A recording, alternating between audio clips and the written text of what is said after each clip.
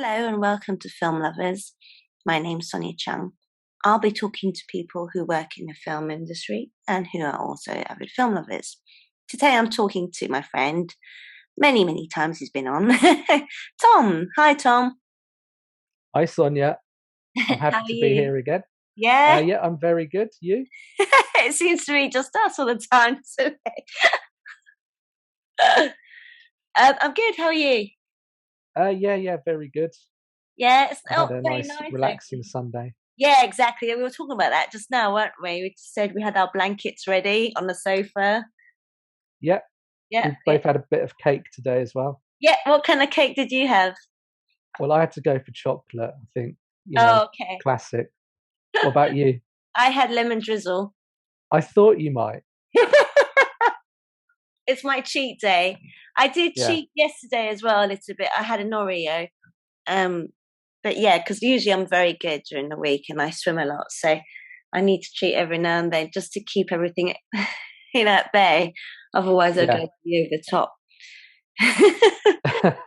So yeah. So some lemon drizzle. But I do also like a bit of banana bread. Yeah, same here. Well, just anything sweet. Yeah, anything naughty and sweet, which is really not Yeah, good for us, but it's the Anyway, weekend anyway. yeah, we've gone into food lovers again. We've crossed over back into like when we were talking about the Chinese New Year and we were talking about food. Yeah. So we better get off that subject. So Tuesday was International Women's Day, wasn't it? Yeah, Yeah. So yeah. what are we going to do today, Tom? Take it away. We're going to look at films with female protagonists Yeah. to Sounds like celebrate International Women's yeah. Day.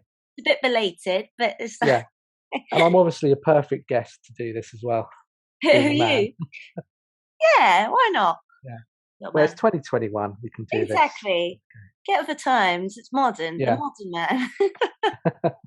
So shall we do what we normally do, where we take it in turns? Yeah. Yeah. Okay. Would you like to go first? Well, I feel bad because you're the guest, so I think you should go first, and then we'll do that. Yeah. Yeah. Okay. All right, take it away. What's your first choice for your first film with your first female protagonist character? Well, I think I'm going to avoid your Aunt Maggie today because Okay. I've Or it discussed could be her more way than too one much. character, by the way. So Yeah. Okay. So I'll just briefly say Aunt Maggie in A Mood for Love is okay. a great one, but we've discussed that one before. So today I'm going to go for a bit of a weird one. Um, so this is A Woman Under the Influence. Okay. Tell me So, about that. yeah. I don't know that film. So basically, it's directed by John Cassavetes, Mm. um, and he was quite famous for really kind of pioneering sort of indie film Hmm. in America back in the sort of late '60s, early '70s. And he worked a lot with his wife. So his wife, Gina Rowlands, would often be the leading lady in his films. This particular one, she's playing this character, and a lot of it is about kind of mental health issues, and it's quite a dark film. So she's this character who may or may not have bipolar. She may be kind of manic depressive. Hmm. So a lovely film to start the show with. Yeah. Um, Doesn't matter. yeah, and then it's sort of exacerbated by her drinking a lot. So you kind of see the effects it has on her relationship with her husband, Sure. and also as a mother, with her kids. Um, it's an intense film, but I mean, it's just like such an amazing performance by Gina Rowlands in it. Hmm. I mean, it really is one of the best, uh, female performances ever, really, Yeah. because she has to take it to some very kind of dark places, Yeah. and yeah, it's just very simply filmed, and it just really focused on performances. Mm. I like Yeah, things so like it's that though. They're yeah, good because there's no there's no sort of nonsense or action or anything going on in the background. Do you know what I mean? It's yeah, purely about the performance, which it, you very rarely yeah, see these days, I think. exactly, yeah. Because I mean, most of the films he made they would be shot for very little money, and they'd be shot with his friends. Uh, so he'd have Peter Falk in a lot of his films. Hmm. Who played Columbo Yeah. most famously. So yeah, he's in this as the husband. Hmm. Uh, but yeah, I mean, it's just a really amazing performance, and it's just purely character focused. When did it come out? 1974. Oh God! So that must Yeah, have been quite ahead of its time then.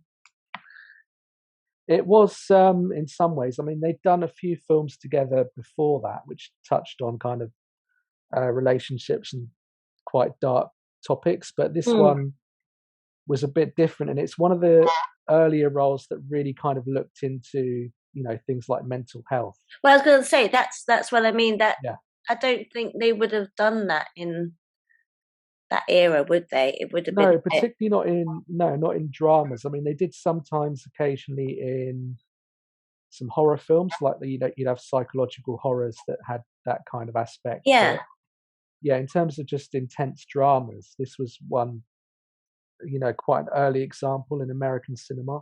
Mm. Yeah. Well, that sounds like a really good film. I should have to give that a watch. So that's your first choice. What is it that Yeah, stands out in that film to you? Is it her performance, or is it like? I mean, is there anything particular that stands out that makes you I think want it's mostly her performance, really, because I mean, uh, Cassavetes would write films, but he would be quite open to sort of people being inventive and what's the word? Making improvising. That's what I'm improvising? Yeah. trying to, yeah. So yeah, so he'd be quite open to that. So there's quite a kind of natural feel to the film.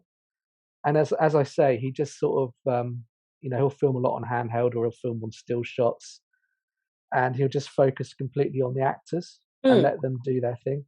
Yeah. Yeah, Which is and he always provided a great platform for his wife as well. So she did quite a few films with him, and they were mm. all really really strong. Yeah. No, I haven't, to be honest, I haven't watched any of his or their films, so it's something I should probably look into doing.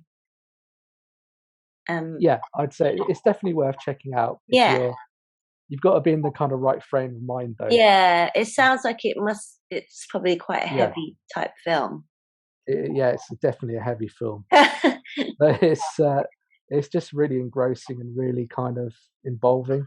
So she's the general main lead, is she? Yeah, so Yeah. it's pretty much mostly focused on her, Mm. and yeah, just how she interacts, and you know how she deals with her husband and vice versa. Yeah, yeah, yeah.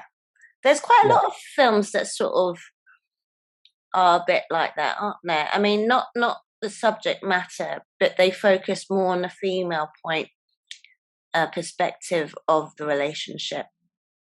Whereas a lot of time, I yeah, think it might be a bit more about the male side of the. Do you know what I mean? And it would sort of favour the man more. Does that make sense? it, it does. Yeah, I think particularly in American cinema it used to. So they would often Mm. portray, if there was ever a problem, they'd portray it as the woman having the problem, and not really Yeah. kind of be balanced in it.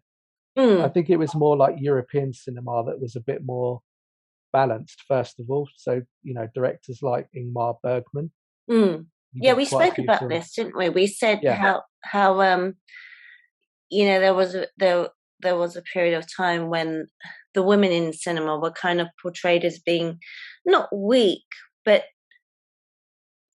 not as strong as the male protagonists. And there's always like, if some there was always like, oh, help me, I need help, or I'm in trouble, help me, and the man has to go and save her, or you know it's yeah, the damsel in distress kind of thing. And or not in a nasty way, but like the one that sort of kind of emotionally cries in the corner, not like that, but you know what I mean. It's and yeah, obviously throughout the years, as things changed and people changed and the times have changed and the way people generally think. I mean, we can't say all people because of course there's going to be, you know, No, people who, sadly not. No. yeah, but um it's nice to see the transition between actually women can be just, I think, to be honest, women are much stronger than men, not physically,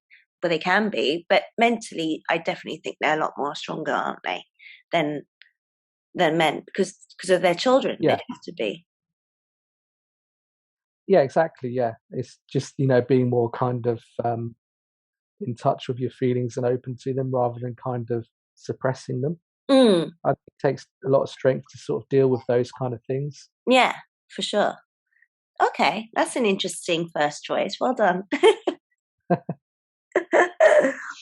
um, anything you want to talk about that, or we pretty much covered Uh, it, haven't we?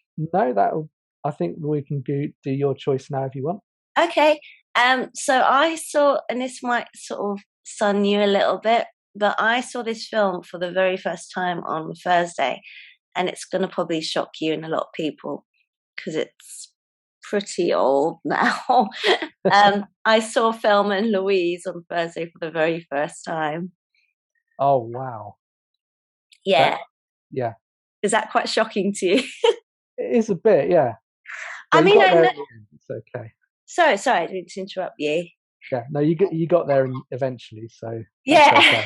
I mean, to be honest, everyone knows that iconic ending, don't they? Where, Yeah, you know, I mean, I think it's safe to say now, isn't it? Spoiler alert, but everyone knows pretty much what the ending is. It's that amazing shot of the car and both of them going over the cliff into the Grand Canyon, isn't it? So, yeah, so I knew that was coming, and I think because it kind of struck me as being a long film, because it is quite long, isn't it? It's way over 2 hours and a bit.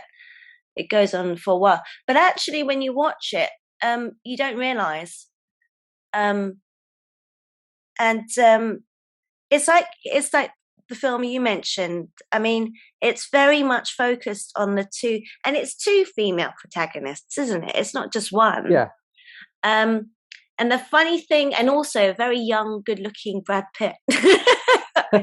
I should point out. I mean, that yeah, was the film that kind of made him, wasn't it? That was his debut, yeah. basically. And I think that's where he really sort of picked up attention after that film. yeah, well, you can kind of see why, to be honest. Yeah, well, um, because he's playing the kind of the bimbo, isn't he? He's the eye candy. So yeah, it's a little bit of a reversal of what the normal thing would be, yeah, where you're it'd right. be two male protagonists, and then you'd have the female who's the kind of object of affection. Whereas in this film, it's Brad Pitt. Yeah, yeah. And he must have been like in his early 20s. So I reckon he was probably about 25-ish. I Um, think, I yeah, think, yeah, late 20s. yeah. I mean, I he's think the really thing with Brad skinny, is, isn't yeah, he, Ben, yeah, obviously, but not that he's fat now, but yeah, he's older and he's still a very, very handsome man. But yeah, I can see that. And apparently, that film, when people saw it for the first time in cinema, yeah, a lot of women took notice of of him, especially in the scene where he's in a hotel room and he's shirtless. I think that attracted a lot of attention. yeah. I think so. Yeah, Yeah, but he's not in it for much, for very long, really. If you've got to think about it, he's probably in it, maybe I reckon, pretty much under 10 minutes if you timed it yeah. all. No, it's a very kind of fleeting performance, isn't it? Yeah, So yeah, yeah, obviously it stood out. yeah. So that was one thing about the film, but actually, it struck me as, I mean, it's quite a sad film, isn't it? Can I sort of start it off by explaining what happens? Yeah, You can help me. So basically, it starts off with, they go on. Is it like a weekend break or a short holiday? Isn't it? yeah, And they're both friends. And Gina Davis is basically married to this absolute arsehole, and she's kind of expected to be, well, just pretty much a housewife, which she really doesn't like, and she's bored. And this guy is really horrible to her, isn't he? He's just a bit of a prat, really. Just an obnoxious prat. So it starts off with hang on, which one's Thelma and which one's Louise? I always get confused. I can't remember, to be honest. It's Yeah, been so so long since I've I seen know. that. So it starts off with basically Susan Sarandon, who's a Yeah. waitress in a restaurant, calling her friend up, Gina Davis. And I think Thelma is Gina Davis. I don't know I what. would think so, yeah. Yeah, and Because Louise. she's Yeah. sort of like the main sort of protagonist, isn't she? What do you know? What's funny is that, so I'll start it off. So it basically starts off with a phone call between them. So you obviously realise, oh, actually they know each other. It's not just two random women. Do you know what I mean? Yeah. And then you realise they're friends and they're planning to go on this. I think it's like a weekend trip or a short holiday, like a road trip type thing.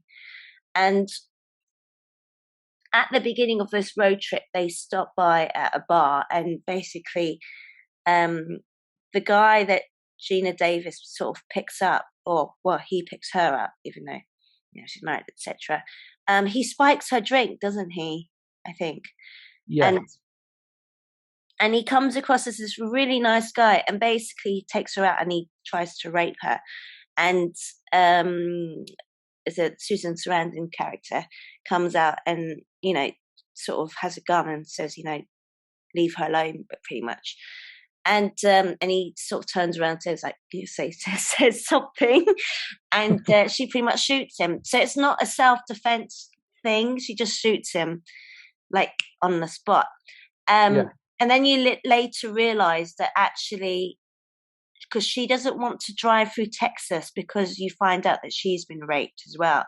So it's kind of like bringing that back to her, that memory back, which kind of explains why she did what she did. So it kind of then goes from, absolute panic and what they're going to do. They can't call the police because it wasn't really self-defense. So they go on the run and the police get involved, etc., etc. So they begin to sort of, track these women down and find out who they are, etc. So it's kind of like a road trip where they're running away, and during the way, they meet JD, who's Brad Pitt, and he comes across as this really nice guy. He basically gets a lift with them, hitchhiking, and he ends up staying at the same hotel, and he goes to visit her, and pretty much, they sleep together, him and Gina Davis, and she leaves him in the room the next day to have breakfast with Susan Sarandon. I can't remember what her name is, if it's Louise or Thelma. Yeah. So, but you know what I mean. And she's Louise, yeah. Yeah. I think she's Louise, isn't she? And you clock on that actually Louise goes, and you left him in the room by herself where all the money is from her savings, from her and her partner. And he steals it all, doesn't he? So he does a runner, and they've got absolutely no money. And they're on this, they carry on driving, panicking what they're going to do because all their money's been stolen. And Gina Davis goes and robs this supermarket, so she gets a load of money. So then that's more like anguish because it's armed robbery, and she's really polite about the way she robs this. Yeah. Because she takes Brad Pitt's kind of performance when he does his way, because he's also like a burglar and armed robber. But do you know what struck me about that film is it kind of struck me that even though they're friends, Susan Sarandon's character seems a lot more of a mother figure, and Gina Davis as a kind of sort of looking up to her figure. And she's very naive, Gina Davis, isn't she? Whereas she seems to be kind of like a little bit sheltered, isn't she? Yeah, well, which kind of explains, also, she's been at home all the time, and but I think Louise is a lot more kind of wary of people, and like you don't have to talk to this person, they can't do this, can't do that, and she comes across as being kind of uptight, as she says. But there's a reason that, because then later on you find out that she got raped in Texas, etc., etc. But it kind of struck me like the Gina Davis character was a lot younger than her friend. I don't know. Are they meant to be roughly about the same age? Do you think? I would have thought so. Um, Yeah. I yeah, mean, they come across as the same age, but at the same time, it's a weird kind of thing where you think, well, actually, if Gina Davis was completely by herself, she'd be completely screwed if that happened to her by herself, wouldn't it? yeah. Do So you I know what I mean, yeah, mean? Susan Sarandon's character is a lot more kind of self-sufficient, Yes. and she's experienced a lot more.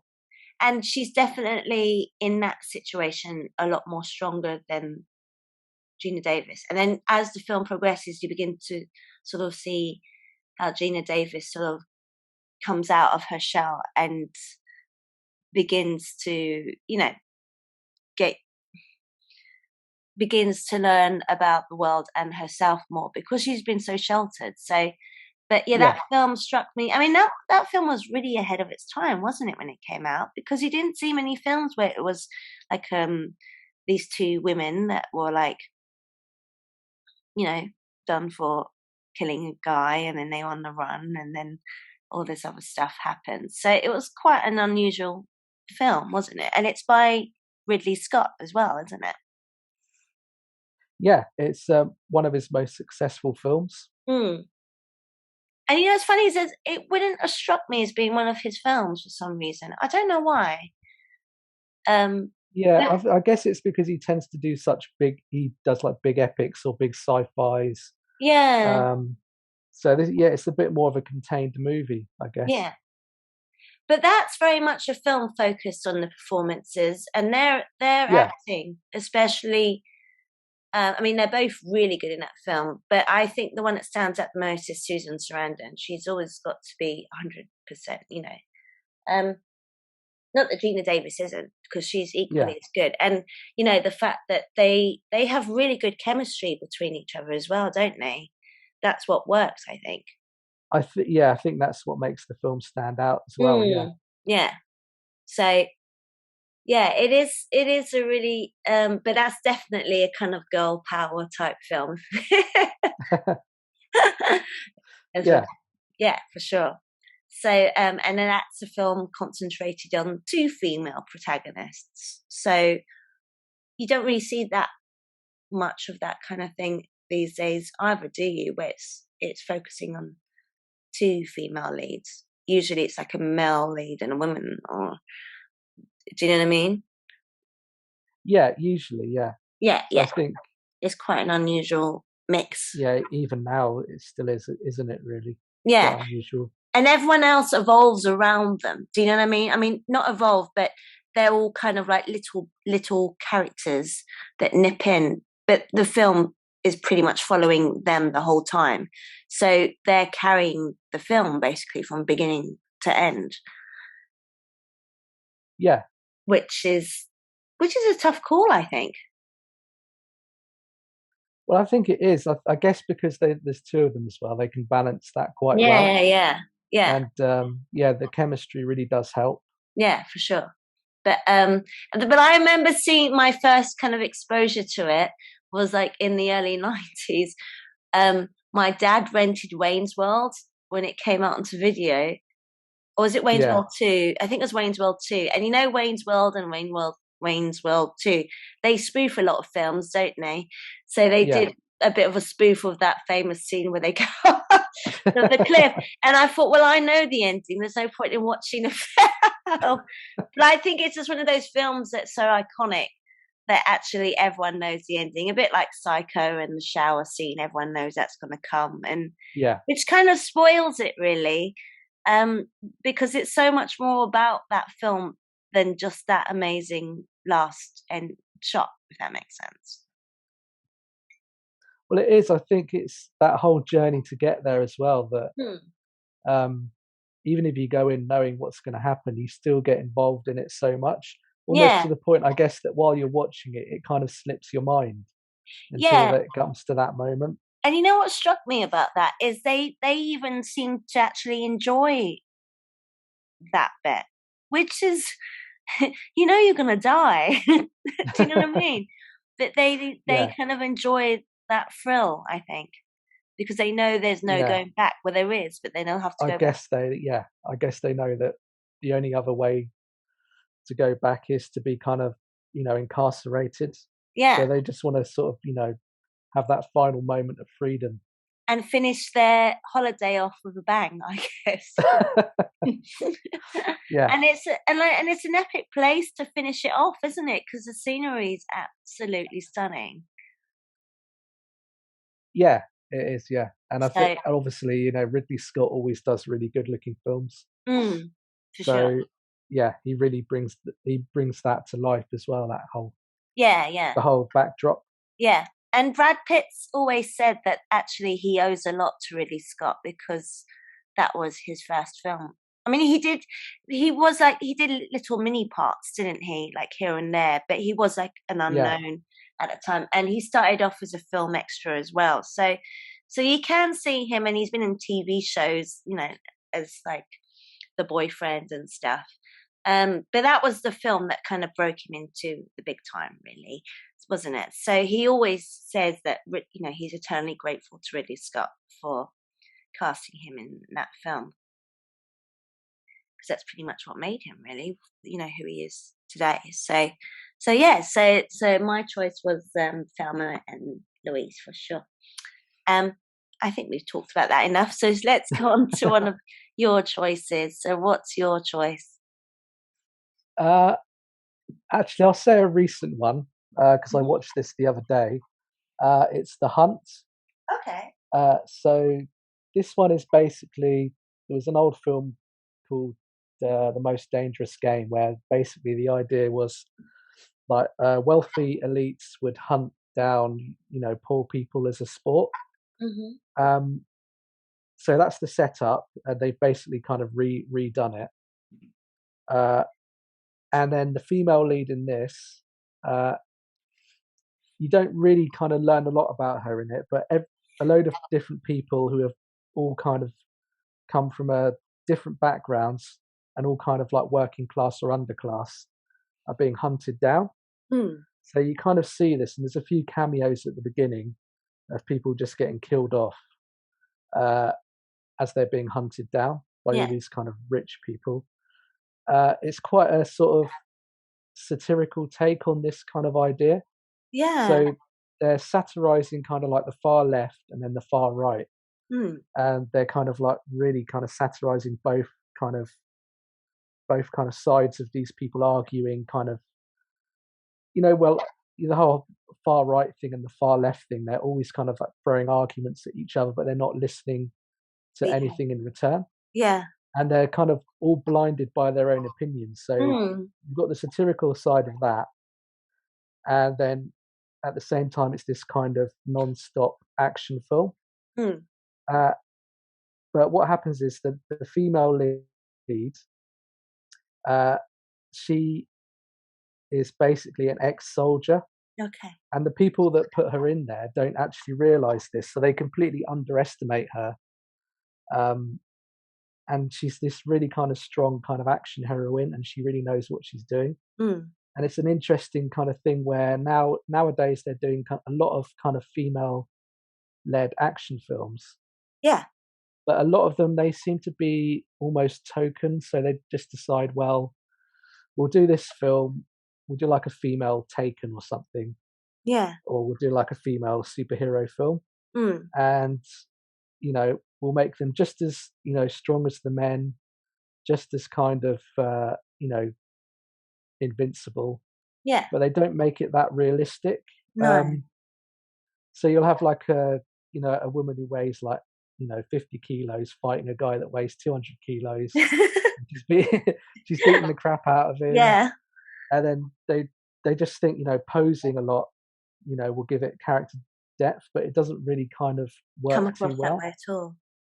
And this just gives ammunition to guys that like misogynist guys who think, well, there's too many of these rubbishy female-led action films out there, Yeah. because they're not kind of utilizing what would make the female action hero a little bit different, Yeah. or they're not making it with depth and character. No. So yeah, this was a bit different in that respect. So I think really kind of good take on an old idea, but with a female action hero. So, what is her role in the film? Is she on one of the sides, of the left side or the far right side? Or Well, they think that, so basically the ones running the hunt are the kind of like the liberal left, okay, far left. They think they're kind of righteous and they're doing this, for good reasons. And everyone they've got there, they assume is like a right wing kind of troll mm, from online that they've kind of picked out. So the lead is Betty Gilpin. She's been in a show called Glow. So this is okay, the show on Netflix about female wrestlers. So she got quite well known for that. okay. I don't know. I've And never seen it. yeah, that's quite a good show, Okay, like a comedy show. But yeah, so she's been basically mistaken for another online troll. okay. So she's got the same name as this troll, and she's been mistaken for this other person. They've brought her in by accident without realizing that she's an ex servicewoman who's been in Afghanistan. So she's, got military training, and all the people on the hunt are just rich people. So Mm, they don't have any military training. They've just been given like a quick whirlwind bit of training from like a National Guard kind of person, which is a bit like Territorial Army in the UK, yeah, where yeah. you go and do army training, but you don't really go off and do any combat anywhere. No. Uh, so yeah, so she completely outclasses everyone um, until getting to the end where she has to face off against the person running the whole outfit. Mm, Yeah, it doesn't really do anything surprising as far as an action film, no. but I think the satirical side It's very gives interesting. it. Yeah, it's quite interesting. It's not a great movie, but I mean, she's really good, Betty Gilpin. Okay. Yeah, So, is it quite a recent film, or? it's only it came out 2020, I think. Oh, okay. So, yeah, it Yeah, is very recent. and I think it's on Netflix at the moment. Okay, I have to give it a go. So, The Hunt. Yeah, The Hunt. Okay, I'll I mean, give. it's quite fun. I think because the whole kind of Dangerous Game thing has been remade so many times. So, I mean, Van Damme did it in Hard Target. There's been loads of kind of repeats of that old idea of like people being hunted for sport. Yeah, and Hunger Games and things like Yeah, that. Hunger Games as well. Yeah. Yeah, So this just adds a little bit of satire to it, yeah. and yeah, I think some critics didn't like it because they thought it wasn't firmly enough on one side. Mm, But I think the whole point was that they're kind of equally throwing darts at the far left and the far right because they're yeah, both kind of so blinded by their own opinion that they yeah, don't fact check and they don't, respect any kind of proper argument. yeah. But you know what's interesting is that, and I'm sure you have as well, is that I've met people like that, and they really. Do you know what's funny is that they really can't Yeah, see how stupid they are. And then you put one stupid person with another stupid person who are really blindsided by their opinions. And yeah, from an outside perspective, when you're looking at both of them, you think, well, you're both as stupid as each other. Do you not understand where normal rational thinking comes into place? And they like you said, they blindly believe that what they feel is the truth. So yeah, it's exactly. Yeah. so you can kind of see that. I mean, it happens all the time, doesn't it? So, um, yeah, no, that's an interesting perspective. So, who is she? What's she doing exactly? She's been hunted, but you don't know why. So initially you don't know why, but you find out a little bit later on that why these people are being hunted. Okay. Um, and for the most part, it's because they've had like certain opinions online. Um, and then you realize, it's connected to the person who's running the whole operation. Ah, that's interesting. So yeah, I won't give too much away because Yeah, there's yeah, there's yeah. a few twists and Spoiler. turns along the way. But yeah, All right. it's a lot of fun. It's it's a good movie. I think Yeah. it's just nice to have a role with like a female kind of action protagonist where it's kind of got realism to what she's doing, Hmm. and she's not just being made to do poses and do exactly the same as what Arnold Schwarzenegger might do, because it doesn't really ring too true. No, no. And you know, those were two-dimensional roles for him anyway. So I don't know why they would want. So often they always want to kind of emulate that rather than having interesting characters. I think Yeah, making it more believable.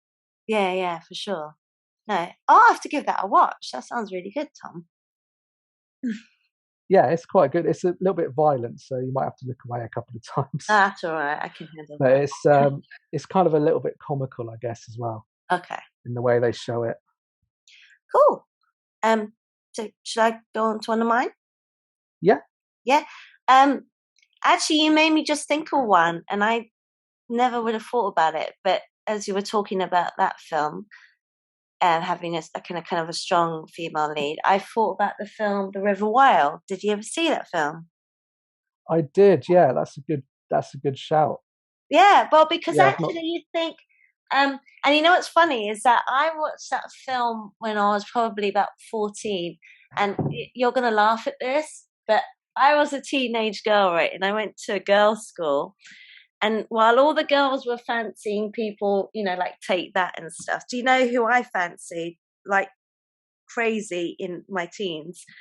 It was Kevin Bacon. It was Kevin Bacon, and that was the first film that started it because I was like, Yeah, and you know what's really funny is that actually he, I think about it now, I think he's kind of matured and he's actually become very good looking. But actually, in that film, he really isn't that good looking. So I don't know what I first saw in him. But I did yeah. also fancy Keanu, who I still do, and he's obviously my husband. Well, obviously, yeah, And a little bit of Brad Pitt, but I couldn't really see the Brad Pitt as much at that time. I think that was more for the older teens and the older women. But yeah, I was madly like obsessed with Kevin Bacon, and that was the film that started it off for me because I saw that with my friends in the cinema. But actually, a lot of the films he's been in have all been really, really good films, haven't they? So it wasn't a total waste, that fascination. But the thing, so yeah, we go back to the subject because we're going off because he's a man. But actually, that film is centered around the strongest person being Meryl Streep. yeah. And then for her, it was quite because it's quite an It's a hard job, action isn't it? role. Because Yeah, I think they actually had to have training on the river because those rapids are yeah, really. And I'm not sure if they used stunt. They must have used stuntmen in the very very difficult shots. Like the +9s and stuff that's super dangerous because there's yeah, like I can't remember how they explain it. I'm not I'm not a rafter or whatever. But it's so basically explain. It starts off with she does a lot of canoeing, and she's well known for being on the river rafting, which involves a lot of upper strength, doesn't it? I mean, an incredible amount of strength on the upper body. And she's used to going on these rapids and so they go on this holiday, and she's kind of having this sort of very difficult relationship with her husband when her husband's always working and trying to spend as little time with the family as possible. And she thinks it's because of her, so she takes her and her son on this trip, and she drops her daughter off with her parents. And the husband basically joins them on this holiday, and as they're on the river, having this nice sort of, rafting holiday, blah blah blah, they come across these two men, Kevin Bacon and John C. Reilly, and it turns out that really I think they've robbed a place, haven't they? So they come across as yeah, really nice guys, and she's she's the mother, and her husband's sort of basically come out of nowhere and joined them. And there's a difficult relationship between the son and him as well, because the son's like, well, you don't really want to be here, you just want to be at work. And then you kind of later find out that actually he's trying to prove himself to her, that actually because her standards are so high, he's trying to make her I don't know, not happy with him. She he wants to make her proud, doesn't he? So he's under a lot of pressure because her expectations are so high. And she comes across like that. She's a very kind of strong character, isn't she? In that she's the one that basically leads the entire film.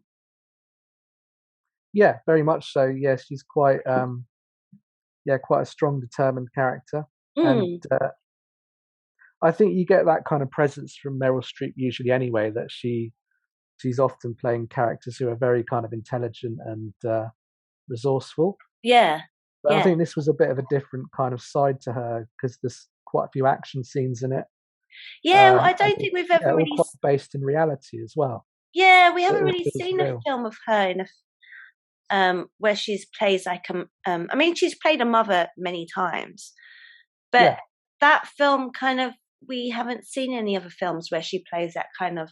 She's strong in other ways. Don't get me wrong, but there in that film, she must have had to be physically strong um yeah. And I to do think when that she made role. this, she was in her mid 40s as well. So it's not like Yeah, you know being in your sort of 20s and 30s and doing this kind of film. yeah, yeah, yeah, Yeah, it was a really impressive because there's a lot of really good you know the set pieces on the water are really kind of exciting in that yeah. film. And the scenery's stunning as well, isn't it? It's Yeah, I can't remember who directed that film. It's the same guy that did. Is it Curtis Hanson that? it is. Yeah, yeah, Who, and he did the same. He was the director for is it L.A. Confidential? yeah. Uh, LA Confidential. yeah, so he's kind of well known for those thrillers, isn't he? And so, but yeah, she's definitely probably the main lead in that film, and everyone else kind of centers around her. So you know, she and her son basically they're held captive by Kevin Bacon and this guy, and they think that that her husband's been killed by them, but actually he kind of ends up saving the day. But really, it's pretty much focused about her, and she's definitely a very strong female character about that film. And she's, like you said, she's always played very strong female leads, hasn't she? So we can talk about that later. Yeah, For other, you just made me think of another one, but we can talk about that later. So yeah, I thought about the River Wild while you were talking about The Hunt. Is there anything else you want to say about that film? When did you see that film, by the way? oh, I saw this probably when it first came out on video, Yeah, so maybe a year it's after still it a had been really in good film, you cinemas. know. I mean, if it was on TV, Yeah, I'd happily see it again because, I think it is one of those films, isn't it? You don't particularly go out of your way to watch it, but then if you sort of hop past it on the TV channels, you're going to kind of get hooked in. yeah. And like I said, and you said, the scenery is absolutely stunning because they obviously, I think they filmed part of it in Canada and part of it in the States, and obviously and the rivers are just incredible and the mountains. So you know, Yeah, the cinematographer did a very good job on that film. On that film, yeah. but And yeah, again, yeah, he's a really good director as well. Where he was Curtis Hanson. yeah, yeah. Um, yeah, no, it's a good film. So yeah, so well done because you made me think of that film. All right, I think we pretty much talked about everything about that film. Really, she's just a very strong sort of. I mean, I don't want to say it, but I guess typically she would have been the male character if it was at a Yeah, different time. You wouldn't have seen a female lead like that in, say, the 60s, would you? That she would have been like, you know, the one that stays at home and makes the cookies and, you know, does all the things at home. But so that was a very unusual film, I think, to see a very strong female lead in as well. yeah. No, I think that was yeah, very. It was a really good film, that kind of Mm. thing. A little bit different, and then also good, because there's this kind of idea maybe in Hollywood that once a female actress hits 40, it becomes really difficult to get leading roles and kind of Yeah. interesting roles. So and obviously, Yes, it's you're not right, particularly actually. been a big problem for Meryl Streep because she's No. Meryl Streep. But But actually, yeah, even she said that once she hit 40, all the scripts she was getting started to be about witches. and, and she felt like, you know, Hollywood was trying to say, yeah, but actually, you know what? and as you know, times have moved on. I think obviously they've basically began to open up their minds and think actually we can film, older female characters, and probably not so much in the cinema. It's still these stupid films, which is kind of a shame.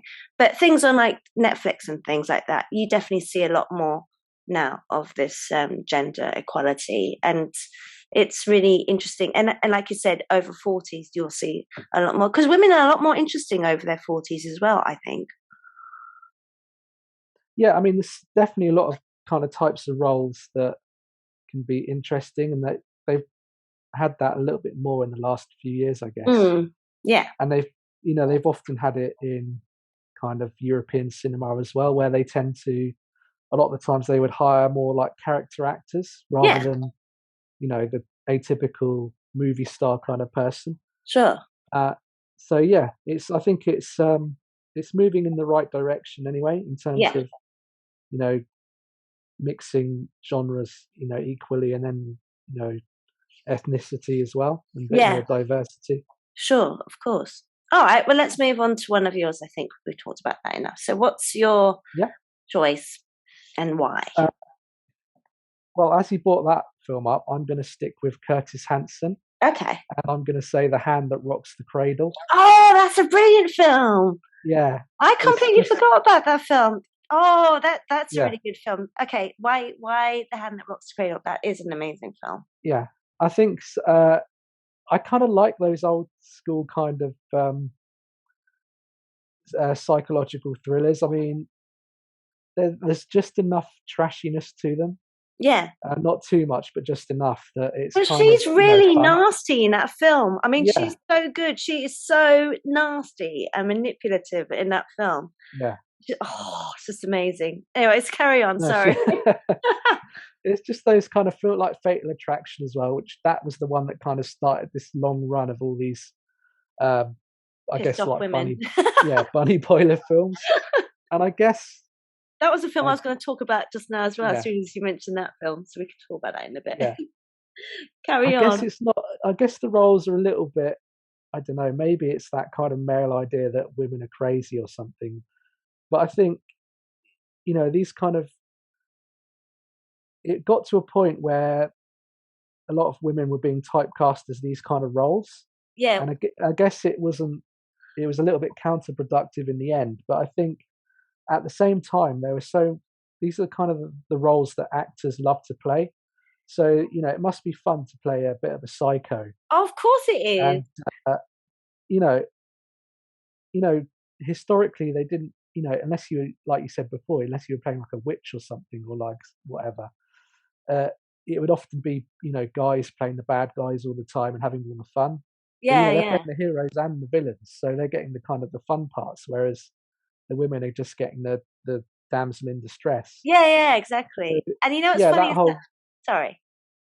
Yeah, I know, you can carry on. Oh no! Because as soon as you said that, it kind of makes sense, because if the success of Fatal Attraction, because that was a blockbuster, then you can kind of tell that Hollywood would want to follow that trend, because it's a bit like now, isn't it? The superhero movies, they know they're safe with that because it will keep bringing in the audiences. So if Fatal Attraction did really well, then they're kind of going to carry on, not that theme, but the theme of having the the crazy woman. Do you know what I mean? Yeah. Because they know the success of that would be, and that was probably, well, no, that was a much later film, but they know that did really well enough to probably bring in the audiences. If that makes sense. Yeah. So you had all these kind of you had all these kind of bunny boiler films, and then all these kind of femme fatales as well. So yeah. You just made me think of so many just now. So we'll bring those up. But what was it about that film that you liked the most about her? Is it Rebecca De Mornay? Yeah, Rebecca De Mornay. Yeah, she's really good. It's because she's really good in that film. I just think it's that she's playing a bit of a psycho, but then there's a lot of depth to her role as well, where you feel a bit of sympathy for her because of what happens at the beginning. Yeah, tell us what happened, because it's been a while since I've seen. So basically, her husband is a gynecologist, Mm. and he gets inappropriate with this female character played by Annabella Sciorra, Okay. Yeah. uh, who's, she's pregnant, um, and he basically he touches her inappropriately, and she reports him. He gets basically cut off, and his whole reputation is ruined. So he Mm. kills himself. Okay. And the whole stress of that, his wife Rebecca De Mornay, who is also pregnant, Loses her baby. yeah, she loses her baby. So she basically puts all the blame onto this other woman, Yeah. and she sets about targeting her to destroy her life. Mm. So first of all, she goes over and poses as a nanny Yes. because Annabella Sciorra's basically she's had her baby, everything's fine, but she's quite busy. Her husband's busy, so they need a nanny. Yeah. And yeah, Rebecca De Mornay kind of uses this opportunity to get herself in with the family, and then she just starts setting all these things into place, Yeah. psychological little things, and uh, making the mother kind of really doubt herself, and start to go a bit crazy. And And she's also got, the kid to try and make yeah, the kids because she's got a little girl and a baby at that time, hasn't she? she has, yeah. So she turns the girl against her mother. Yes, which is really She, clever. yeah, she nurses the baby, so then the Oh, baby I know doesn't that want to bit nurse is really disturbing yeah, because you see the gardener, he's looking in the window and she's nursing yeah. the baby, and it's And like, then the gardener is this kind of guy. He's mentally handicapped, so yeah, but he he's a kind of nice start. guy Yeah, he's a nice guy, but then she sort of sets it up to make him look like he's been inappropriate with and he's the dangerous. eldest Yeah, daughter. Yeah, so that gets him out of the way. So she's really kind of cunning and conniving. But so the more the film goes on, the less kind of sympathy you have. yeah, but you But know you what? kind of There is see what that bit. Do you remember yeah, that bit where the little girl? So because there's a little girl as well, isn't there, and the baby. So yeah, it's the sister. She's been bullied at school. Do you remember that bit? And yeah, she tells her, Rebecca De Mornay, and she she goes to the school and she literally friends this kid, and like this little kid. She, if you ever do this again, I'm going to kill you. Basically, yeah, he's like, sort of problem solved, like this to the little girl, and kind of walks off. yeah. And actually, do you know what's funny is I actually quite liked her for that bit, even though that's not the right way to go about it. But It's you the kind kind of, of movie way, isn't it? So it's almost a yeah. little, yeah, But actually, she's kind of, like you said, she's sympathetic to the child side, I think, because she lost her yeah. baby. And I she mean, kind of, she's still got this nurturing side, but it's just she's yeah, got this obsessive kind of side, which is really kind of cunning. And you know, once she starts getting to this point where she's killing people, uh, it gets more she's and just more gone. absurd, Yeah, doesn't it? Yeah. it's absurd, but it's a lot of fun. I It just, is really good they fun. don't make films like that so much anymore. I think because Um, politically it's not very correct, maybe. I don't know. It's a shame because they are really good yeah, fun, those films. And they must be really good fun to play. But yeah, no, for sure, you're completely right. She's really nasty. She's very like manipulative, but at the same time, like Fatal Attraction, you have big empathy for her, don't you? Kind of like at the beginning, anyway, at least. And then you know that yeah, actually, you as they sort of get, understand what made her flip, and yeah, yeah, well, you kind of take their side, and then to a certain point of the film, you think, well, actually, you've kind of now you've crossed the border, and you've gone into no territory, and and actually I don't like you yeah. anymore. So yeah, no, that's a really good choice. Well done for that. No, I think that's thanks to you, just from reminding me of Curtis Hanson. Oh yeah, no, I completely forgot Yeah. about that film. I've got to give that a watch. It's been ages. All right, so is there anything else you want to say about that film? No, we can go to one of yours as well if you want now. Well, there is one, but you need to help me because it's been like bloody years since I've seen this film. So I know you saw it very recently, so you're going to have to help me out. So I was thinking female strong leads, and I remember Jamie Lee Curtis in Blue Steel. Yeah, that's So, a very good one. Yeah. so I should say it's not Ben Stiller.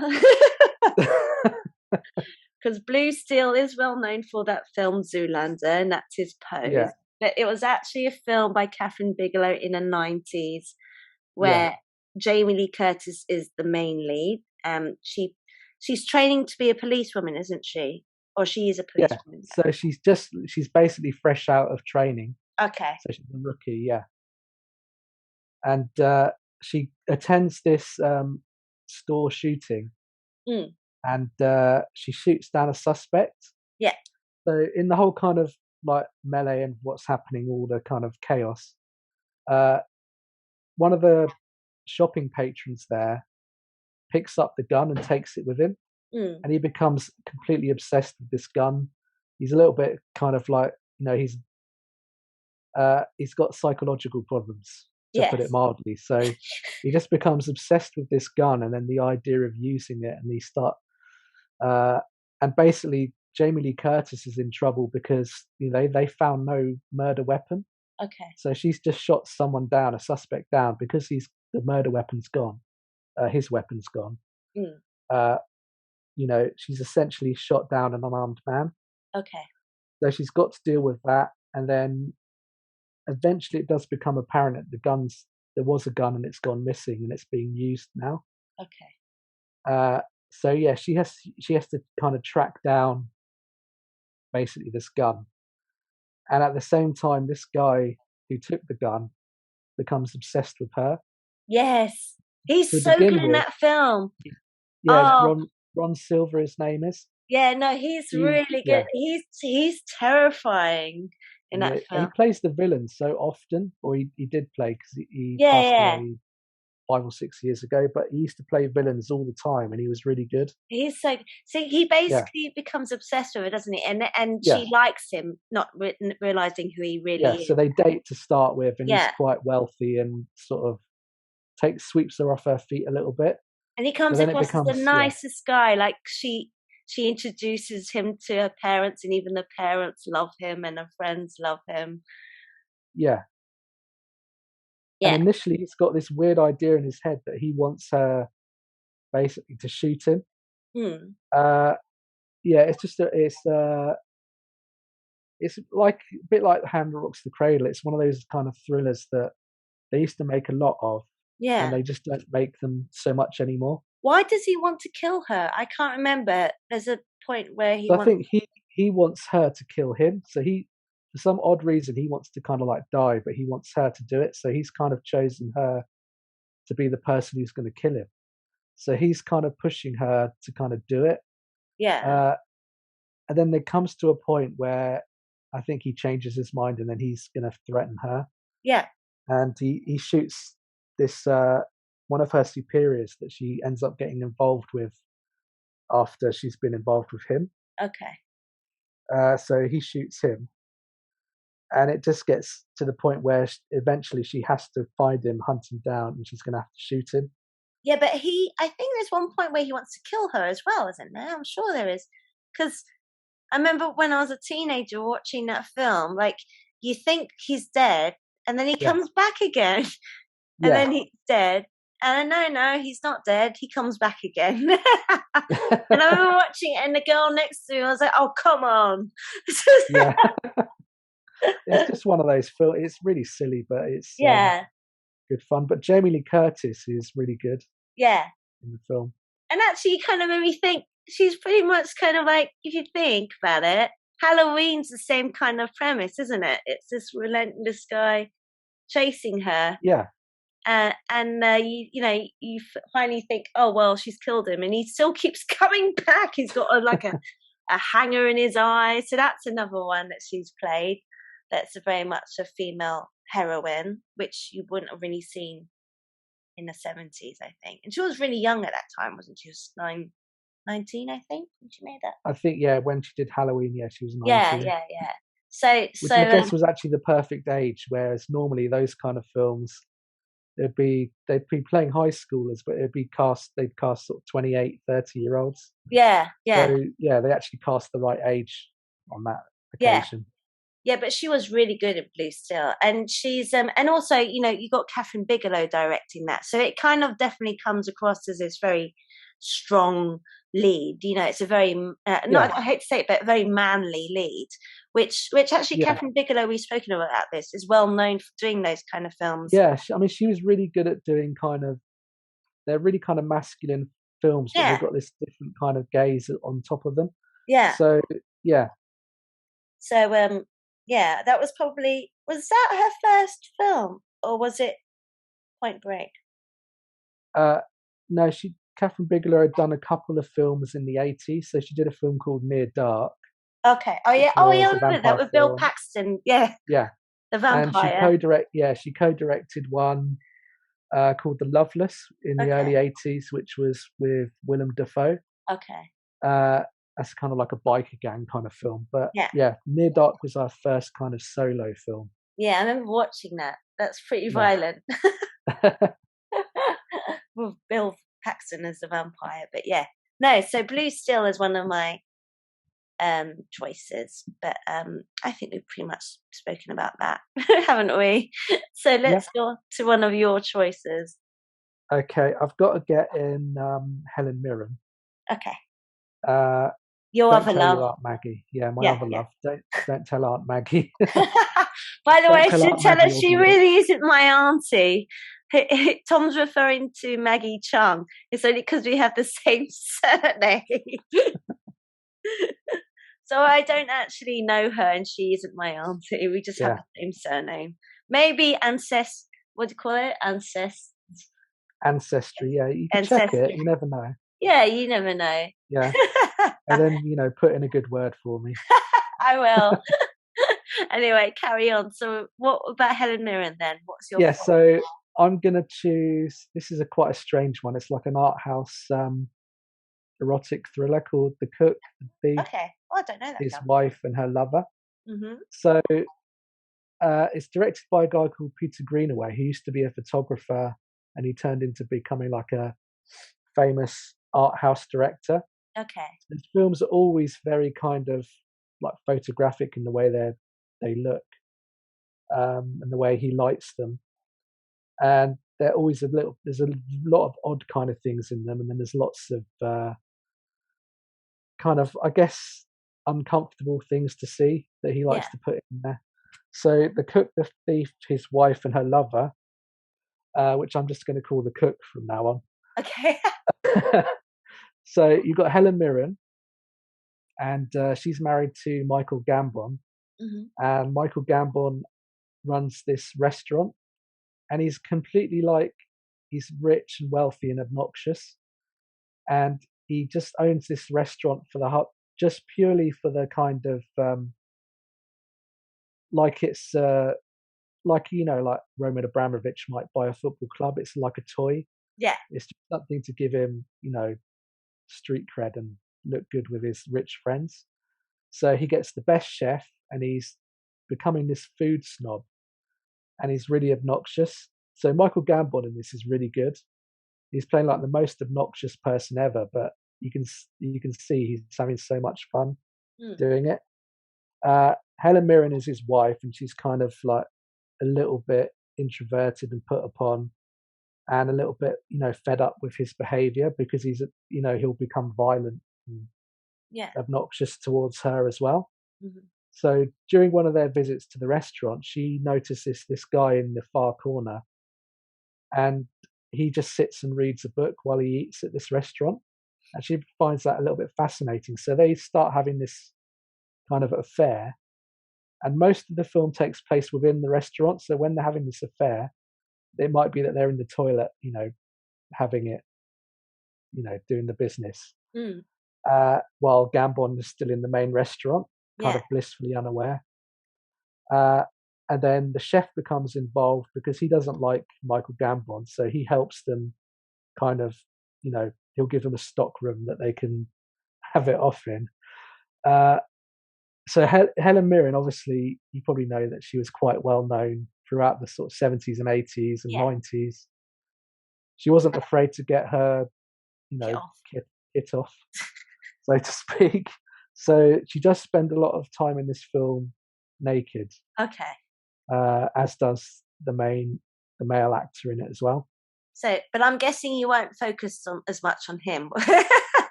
Not particularly, no. No. But I mean, the film is like, it's really amazing looking film. Yeah. So there's three sections in the film. You got the bathroom section, you got this the restaurant section, and then you got the kitchen, and everything's like color coded. So in the bathroom, everything's white. In this kind of restaurant scene and like lobby, everything's red, and then in the kitchen, everything's green.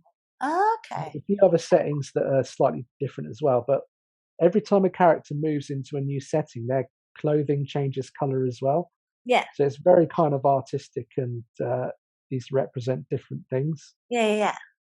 Yeah. So uh, eventually, Michael Gambon finds out about this, so he wants to kind of get to this guy and do horrible things. But it's just like a really, there's a lot of things in it that are difficult to watch, and a lot of kind of slightly grotesque moments. Yeah. And then there's a lot of sex in it as well. So it's quite an extreme film. Mm. Not explicit, but like art housey. So There were quite a lot of those it's films kind though of, in the yeah, 70s, weren't there? Those kind of very yeah. sort of sexually like there was that famous one that caused big controversy. What was that one with Marlon Brando? Is it Last Oh, Tango in Last Paris? Tango in Paris. Yeah. So yeah, Yeah. I mean, this was late 80s. Oh, okay. But yeah, it's in that vein. Yeah. All right. Uh, but it's just like there's a really good soundtrack to it. It looks amazing, and then there's really great performances as well. And Helen Mirren is amazing in it. Yeah. Well, Uh, she's an amazing actress, isn't she? So, yeah. So yeah, it's very well acted, and there's a few like Tim Roth's in it in a very early role. she's very good. Yeah, yeah, it's a really good film. Yeah. It's, this is one I'm going to say right now because I made this mistake before with you. Don't watch it with your sisters, whatever. Okay. This is just for anyone. This is referring to a Yeah. film Tom recommended I should watch, and I ended up watching my sister without realizing The Handmaiden, which is not the Yeah. best film to watch with your siblings or your family members. No. So yeah, So okay. this one, yeah, I'll bear that in I mind. definitely recommend watching it, but yeah, on your own maybe. Okay. Yeah. All right. I'll give that a go, but when I'm not with any of my family members. Yeah, but I mean, if you check out the trailer, you'll see what I mean by how the visuals and things like that. Yeah. So it's a really amazing looking film. You just made me see. This is really good because, like, while we're talking, I mean, I had some ideas, and I'll remember to bring them up later. But then, as we're talking, I think, oh, that kind of reminds me of this film, and then that reminds me of that film. So you're talking about the amazing colours and the female protagonist being Helen Mirren, and I just thought about the film Les Trois Couleurs, so the one with Juliette Binoche, Blue. Oh yeah. Blue. I think I've seen blue and red. I don't think I've seen white though. The white one is with Julie Delpy. Julie Is it? Delpy. Yeah, and he's Yeah. a Polish. Is it? It's a trilogy, isn't it? It's Les Yeah. Trois Couleurs, also the three colours. So there's a I'm going to talk French. Il y a un bleu, un blanche, et rouge. So Juliette Binoche is in the blue one, and Julie Delpy's in the white one, isn't she? And who's in Yeah. the red one? I can't remember. I think the red one was about an actress, if I remember. Or I can't remember. Anyway, to be honest, I never really saw them the whole way through. I mean, yeah. I remember I never saw the blue one, but I've heard bits of it, and I've heard the premise. It basically follows these women, doesn't it? So in each one of them. So the main one in the blue or bleu is c'est Juliette Binoche. So it's Juliette Binoche, so I'm saying French. Because that's all in French as well. And so basically she finds out, and it's absolutely just like gut-wrenching, heartbreaking. She finds out that her family so her children and her husband have been killed in this horrendous car accident, and she's lost everything. So the whole film is basically following her grief. Um, Yeah. and but because it's obviously blue, which is the way she's feeling, but it also brings out the blues in that film are just absolutely stunning to see. And that's why that made me think of that film as soon as you told me about the one of Helen Mirren. I don't know much about that film. I just it was called Trois Couleurs. Yeah, so there's Yeah. and it was by a Polish director. I'm looking it up. I'll let you. I looked up his name, but I'll let you pronounce it. I don't know, and I'm dyslexic. I can't I pronounce. think it's Krzysztof Kalowski. Yeah. Yeah. So I don't know. Anyway, so yeah, so that's the first one. But that's the one that I think everyone remembers the most, doesn't it? That was the one that sort of. Yeah, I mean, she's the biggest kind of name, isn't she? Yeah, Juliette and she's Binoche. amazing in that film. I mean, you Yeah, really see the descent of her character in that film. You know, she's lost absolutely everything in like 1 second, pretty much. And like I said, the blues are amazing. I don't know much about it, but I just know it's very much focused on her grief and the character's journey from the beginning to the end. So I don't know. Is there anything you want to say about that film? Because I don't know much about it. I just know very briefly because you were talking about covers. yeah. No, I mean, I've seen it in a while. So she kind of starts up this relationship with this guy, an old friend of hers that she meets up with, and he's always kind of had a thing for her. Yeah, So it's about him kind of drawing her away from kind of that grief because she's kind of getting really consumed by it. yeah. Um, yeah, no, it's a really good film, and I think Three Colors Red was also really. I think that was probably my favorite one. Yeah. Uh, with Irene Jacob was in that one. Okay. Yeah, so she's not quite as well known, at No, least over here, no. as Juliette Binoche. Yeah, I reckon she was the one that was the most famous one in them. I mean, Julie Delpy is very well known as well, but I think at Yeah, the time she wasn't so well known, if you know what I mean. Um, I mean, don't quote me wrong about that, but it's always been Juliette Binoche who's been kind of like up there. She's a really good actress, though, Juliette Binoche. yeah. Anytime I've seen her in anything, she's just amazing. Yeah. She Yeah, was really good in The English Patient. My stepdad absolutely hates that film, by the way. And a lot of men do. yeah. It's just a really long film, but she is really good in that film as well. So yeah. So that's my choice. So I'm going to cheat, and I'll say the whole trilogy because that follows basically different female protagonists throughout the sequels, but mainly focusing on the blue one, which was Juliette Binoche. So yeah, but yeah, that you just made me think of that film because the colors, he really brings out the colors in those films. So the amount of blues you see are just amazing, and I'm not sure about the white one, but I'm assuming that he brings that out as well, and the reds he must have as well, which actually must have been really hard and taken a lot of time to get that effect going, if you know what I mean, because you've got to change the Yeah. lights and the filters and so it must have been a very difficult thing to do. All right, so let's go on to one of yours. Okay. I'm gonna do Dancer in the Dark. Okay. So this is with Bjork. Another one you fancy. You're just doing ones of women you fancy, don't you? Yeah, basically. So Go on then. no, I love Bjork. Tom loves Bjork as well. Well, I mean, you do as well, don't you? No, I do, but I don't fancy her. But I like her. I like her music and her eccentricity. Yeah. Well, that's what I mostly like. Yeah, I think she's very talented. So, but obviously, she did a film back in Iceland when she was younger. Yeah. Called The Juniper Tree, which is like a sort of strange art house film. Okay. And then she kind of moved away from acting, didn't do anything, and then she came back and did Dancer in the Dark Okay. with Lars von Trier. Oh, is that I the mean, one where she's well known at the Oscars? I never saw it, but I well remember a shot of her at the Oscars wearing this yeah, weird swan outfit. I think it was either at the Oscars or Cannes, but I think it was around about that time. Yeah, but do you remember that Um, costume? Like, yeah, you weirdo. What are you doing that? Like, everyone's wearing these really nice dresses. Why are you wearing that horrendous yeah, garbage?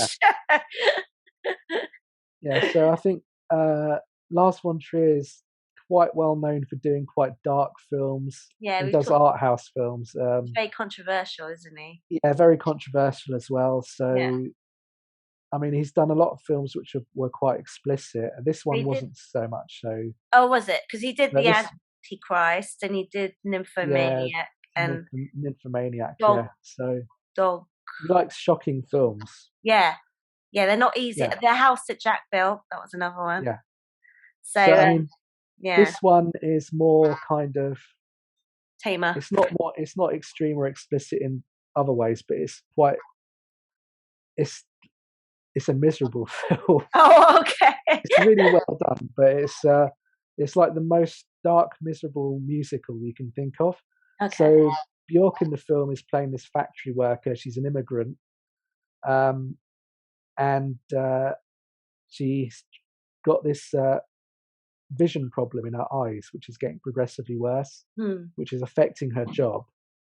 Um, and she's got a son who's slowly starting to lose his vision as well. Okay. So she's trying to save up money for an operation for him in America. I think it's America. Yeah. So basically, she's working so hard trying to save up all this money for this. So her son's got a chance not to be kind of hampered with Blindness. eventually going blind. Yeah. Uh, and again, like I say, her vision, she's trying to hide it from people, but it's starting to affect her work. Yeah. Uh, but every now and again, she'll be in a factory, and then things will be going, up and down. These machines will be going, and then there's a rhythm to it, and all of a sudden the rhythm kind of gets into her, and she kind of disappears into fantasy as well. Hmm. So, and that kind of starts musical numbers and things like that, which kind of break from reality. Okay. But it's a really weird, dark film with strange songs. And if you want strange songs, then you're going to get Bjork to do them. I was going to say, she must have done the soundtrack for that then. I guess Yeah, that's she did the the added soundtrack bonus as well. of hiring her for a film. Yeah. So I mean, this was the first kind of mainstream kind of film that she did. Okay. Or the most mainstream film she did, and in the English language. Okay. And then up until later this year, when she's going to come back, this was her last film. Okay. Basically, because it was such a difficult experience, and she really didn't get on with Lars. Mm. And he didn't like her, she didn't like him.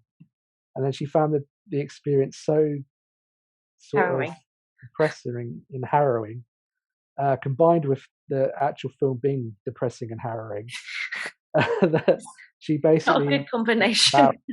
she just didn't want to act again after that. No. But I mean, she's amazing in it. It's such a because it's such a dark film, and she's always getting her characters basically getting pushed down at every turn. Oh, really? Constantly happening. So it just keeps hammering at her, and she still keeps remaining positive throughout. Yeah. And obviously, Bjork comes across as quite, sweet a lot of the time when she's not dressing as a swan or hitting reporters. I remember that. Was it the 90s that film came out? It was 2000, so right at the end of the century. So when was it that famous bit where she absolutely lost it and she was in Thailand and all these reporters and that poor reporter, the female one, was like, "Welcome to Bangkok," and then she just went for her and started ripping her hair out and having this. I think she'd never been really well known for that kind of thing, those reactions either. So I think it's something to do with her son was there. Her son was there. So I think it was an unusual reaction. But yeah, I mean, this film, basically, I think she got an Oscar nomination for it as well. Okay. Yeah, I think Uh, she did. yeah, but it's a really amazing film, and it's really kind of dark and harrowing, and you just really feel for her throughout. Yeah. And It's, sorry. yeah, you just it makes you sort of wonder what might have been if she hadn't been put completely off acting after No. that. Yeah. Yeah. So she Yeah, surprised you, did she? she did. Yeah, I mean the film it's not easy to watch like any Lars No. von Trier film, but he it's you're always waiting for that Hollywood moment where things will turn around for her. Mm. But inevitably because it's Lars von Trier, it doesn't. Uh, and then the ending is quite striking because it's so dark. Yeah. Uh, yeah, no, she's really amazing, and it's a really kind of unique kind of role. Yeah. I've got to watch that, but when I'm in the right frame of mood, Definitely, yeah, much like not on my a first Sunday suggestion. Yeah, afternoon. it's definitely not a Sunday afternoon film. No. All right, so that's your choice. Should we move on to one of mine? Yeah, I think we've been kind of talking a lot about very sort of depressing or sort of hard films. So I thought I'd lighten it up, a bit of comedy, and I thought I'd suggest Miss Congeniality. oh, okay, yeah, that's definitely going to lighten the mood. Yeah, I love that film. Do you Yeah, like Miss Congeniality? My sister loves it as well. you know what? I didn't think I would enjoy it, uh, but I did. But It I is think really good fun. She's really funny in it. yeah, because Sandra Bullock's so likable, and those kind Yeah. of films she just does so well. I think That, whereas it might they don't always work those kind of films, but I think when it's Sandra Bullock, she kind of elevates that kind of thing. and also because generally she's very glamorous as anyway, isn't she? And that was like the Yeah, early 2000s. So, but it's just really funny. Like she's really unfeminine. She's kind of like the Jamie Lee Curtis character, but in a comedy situation where she's playing a yeah, very male. She's in a very male dominated industry. So she's an FBI agent or policewoman or something. Um, so a lot of them are all, men. So, and she has to be physically fit. So that's kind of like a parallel to Jamie Lee Curtis in Blue Steel. Um, and she's really unfeminine. Like, her, she never wears skirts or dresses. Her hair is all over the place. And she's very kind of like, masculine. She doesn't like being, sort of not picked on, but she's very able to stand up for herself. So she gets called upon this, what is it, like mission to. yeah. To sort of infiltrate this, is it a beauty pageant or There's a something like that? beauty pageant, and she hates those things because they're well known for being very tacky and because I think the original person goes down or gets pregnant or something, and they're trying to find someone, don't they? They look for the computer, and there's that funny scene where they start putting dresses and bikinis on, and they're like all the male officers and things, and then they come across her file, and they decide that she's the best one for the job, so they put her up, and she's really much against Yeah, it. And Michael Caine plays this very much. I mean, I'd hate to say it. I don't think you'd see it as much these days. He's kind of a very gay camp. What is he like? A trainer? Like he's yeah. I guess he's a like a trainer. yeah. He's well known for training up beauty pageants and how they should walk. Oh, is that Lulu?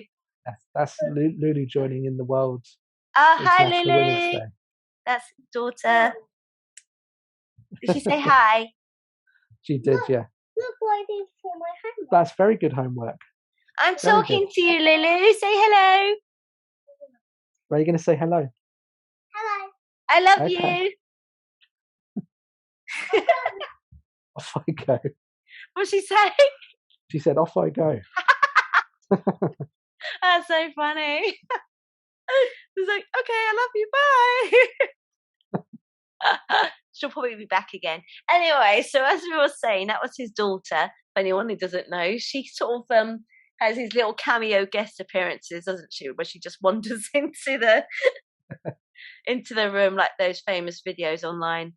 Yeah. But yeah, so that just to explain, if you hear her again, you know who she is.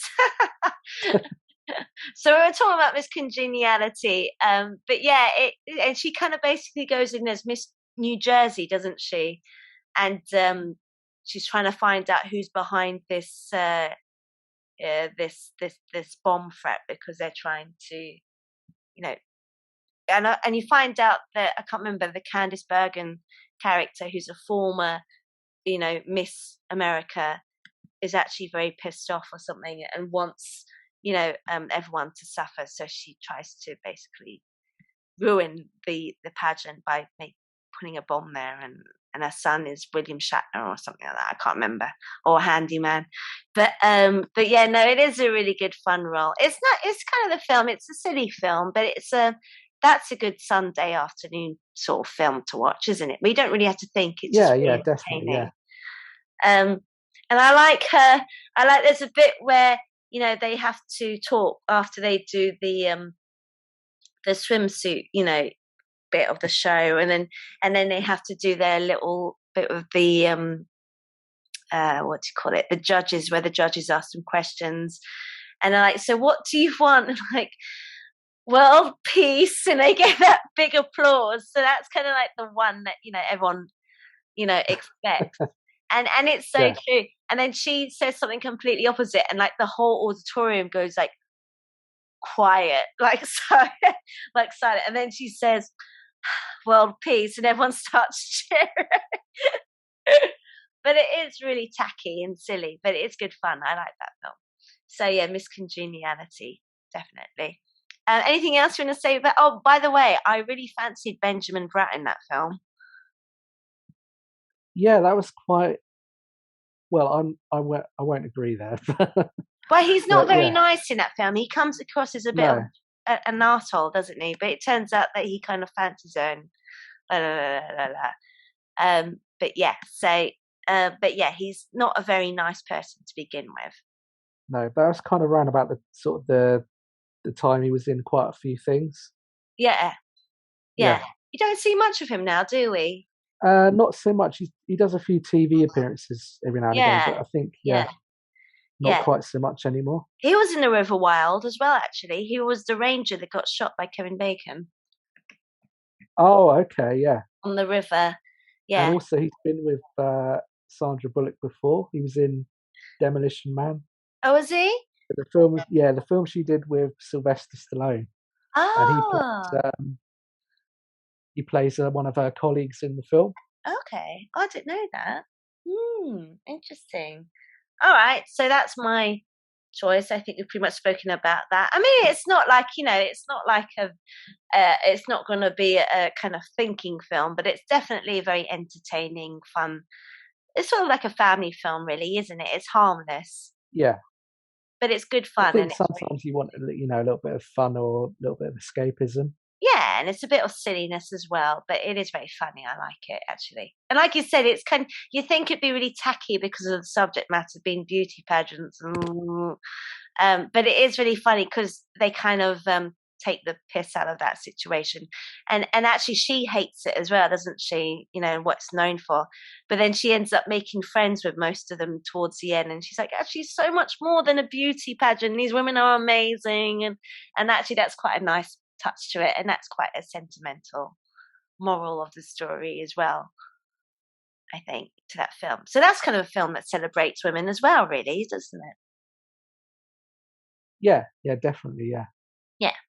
So, all right, well, let's move on to one of yours. Okay. Well, actually, on the subject of witches, I'll go back to witches again. It just That's so random. Yeah, it kind of like, because obviously Meryl Streep said that was a kind of like a bad thing, always being cast as a witch, but it kind of made me think of The Witches of Eastwick. Oh, I never saw that film, but that was the one of Michelle Pfeiffer, Cher, and who else? It might be Susan Sarandon. I think it was, wasn't it? Yeah, Susan Sarandon. So they're three. Yeah, and then it's Jack Nicholson as well. Okay. Yeah, so that was kind of an interesting. It was one of those films where you get kind of three all these kind of star names, and it's a bit of a star film. Yeah, and it's all female leads again. Yeah, so Jack Nicholson is playing like this kind of, I guess he's like a demonic kind of character, Hmm. uh, who kind of he becomes the center of attention in this village, and he gets the attention of all of them, one by one. Hmm. Uh, and yeah, they're kind of these dissatisfied women, so they're a bit miserable in this small town. And Jack Nicholson kind of swoons in, and he's sort of got a kind of well, you sort of realise that he's got kind of magical powers, and he's kind of like affecting, you know, people Women, as he falling usually in love, does. as he usually does, but literal magic powers rather than just being Jack Nicholson. Okay. Um, yeah, so slowly they realise that they're being manipulated by this guy, and he's like, he's basically sleeping with all of them, and Okay. then they kind of find out, so they set about trying to get revenge on him. And it's just this kind of dark, sort of quirky comedy, Mm. which is it's a lot of fun. And then you've got the three characters: Cher, Michelle Pfeiffer, and Susan Sarandon, Mm-hmm. and they're all great together. They've got quite a lot of chemistry, Yeah. and yeah, so they're kind of they're sort of trying to get their revenge on him, and then things take this kind of magical kind of turn Mm-hmm. because they sort of resort to voodoo and things like that. So uh, yeah, they end up revealing his kind of true form, Ah. and yeah, it's quite a good film. Yeah. Oh, that's Yeah, it's interesting. just one of those. It's like it's escapism again. It's quite uh, enjoyable, Yeah, and yeah, it's sort yeah. of dark and quirky. Yeah. Uh, Weirdly, from the director of Mad Max. Okay. So I think between doing sort of Mad Max films, he did quite a few sort of variations in comedy and things like that. So Yeah. this was one of them. Oh, cool. I have to look out for that. You made me just think of another one. Yeah, what's that? The Craft. Oh yeah, yeah. That's another So that's female witches type film. yeah, That's four of them in that. So that's very much a female yeah. protagonist film, but And it then follows. speaking of yeah, Sorry, go ahead. and then I was just thinking back to Sandra Bullock in there's another one called Practical Magic, Yeah, yeah, yeah, with Nicole that she Kidman. did with yeah, Yeah, yeah, yeah. That yeah. was an enjoyable film as well. Yeah, I never saw that one. There was kind of an era, wasn't there, for all those young witch films? You made me think. But yeah, you made me yeah, think of The Craft with and that was at the time when What's Her Face was really popular because she'd just done Scream, Nev Campbell yeah, and yeah. Nev Campbell. Robin Tunney. And who was the one who was in The Wizard of Oz, the second one? Faruza. Yeah, Fairuza Balk. Yeah. Do you know what? Yeah, She's very she's stunning, but in a very unusual way. Does that make yeah. She sense? tends to play like since she became like doing more adult films. She seems to do more kind of gothy characters, dark Yeah. characters. She's stunning though. Yeah, She's got this dark hair and these bright blue eyes. But like you said, she's yeah, well known for playing these weirdos or these gothicy type women. But she's actually, I find her really stunning to look at. Do you know what I mean? Even as a woman. But so yeah, she's very interesting. I don't think we see her much now, but no, she no, was not really quite good in so that much. film. Yeah, she was very good in that film. She's kind of like, because it starts off, doesn't it, where it's all these four teenage girls, they get together and they're basically kind of having a laugh, and the only one that's really sort of serious about it is Feruza, whatever her name is, her character. Oh, Nancy, that's it. I think her name's Nancy, and she's basically the only keen one, and the others just kind of join in because they've got nothing better to do. And and this spell gets put on. I can't remember. So they all have these spells, or she. I can remember one of them does. I can't remember. One gets really evil, and the other one's actually a good witch. That's the Robin Turney character, and it Yeah. basically goes all pear shaped really along the way. But she's a really good baddie in that film. Fruza, blah blah blah blah. But yeah, that's a good film actually that I should rewatch. But have you seen that film? Yeah, I saw that one ages ago. Yeah. Yeah, that's one of No, those it was films. it was good. Sorry, Yeah. that's one of those films that are well known for. It's kind of like The Exorcist. You know, you hear about these horror stories about when it's made and all the things that went on behind the scenes to the crew and stuff. These horrendous things. Yeah, I never heard about that though. That sounds quite interesting. Hang on, I'm going to look it up. There was something that happened. I think there was a scene where they're on the beach and they cast a spell. From what I remember, I might be wrong. Don't quote me on it. But there's a scene where they're on the beach and they're casting a spell. And as they were filming it, this massive wave came over and basically wrecked the entire set. So that's kind of like, I think it was something to do like that. And, just, you always hear about stories about how they wake up at 3:00 in the morning and weird things like that. Weird things like that. There's Yeah. a lot of stuff like that around. But yeah, that was one of those films well known for that because it's to do with black magic and all that kind of stuff. So yeah, there was a lot of that stuff that kind of came out in the 90s, wasn't there? About your sort of young female. Yeah, there were quite a few. Yeah. So yeah, you made me think about that, the Witches of Eastwick. So is it your choice or my choice? I kind of had my choice. So I guess it's back to you again because I talked about The Craft briefly. So let's go back to you. Okay, I will do. I think I will go for. I'm going to go for something a bit. No, I won't go for something dark again. I'll go for Amelie.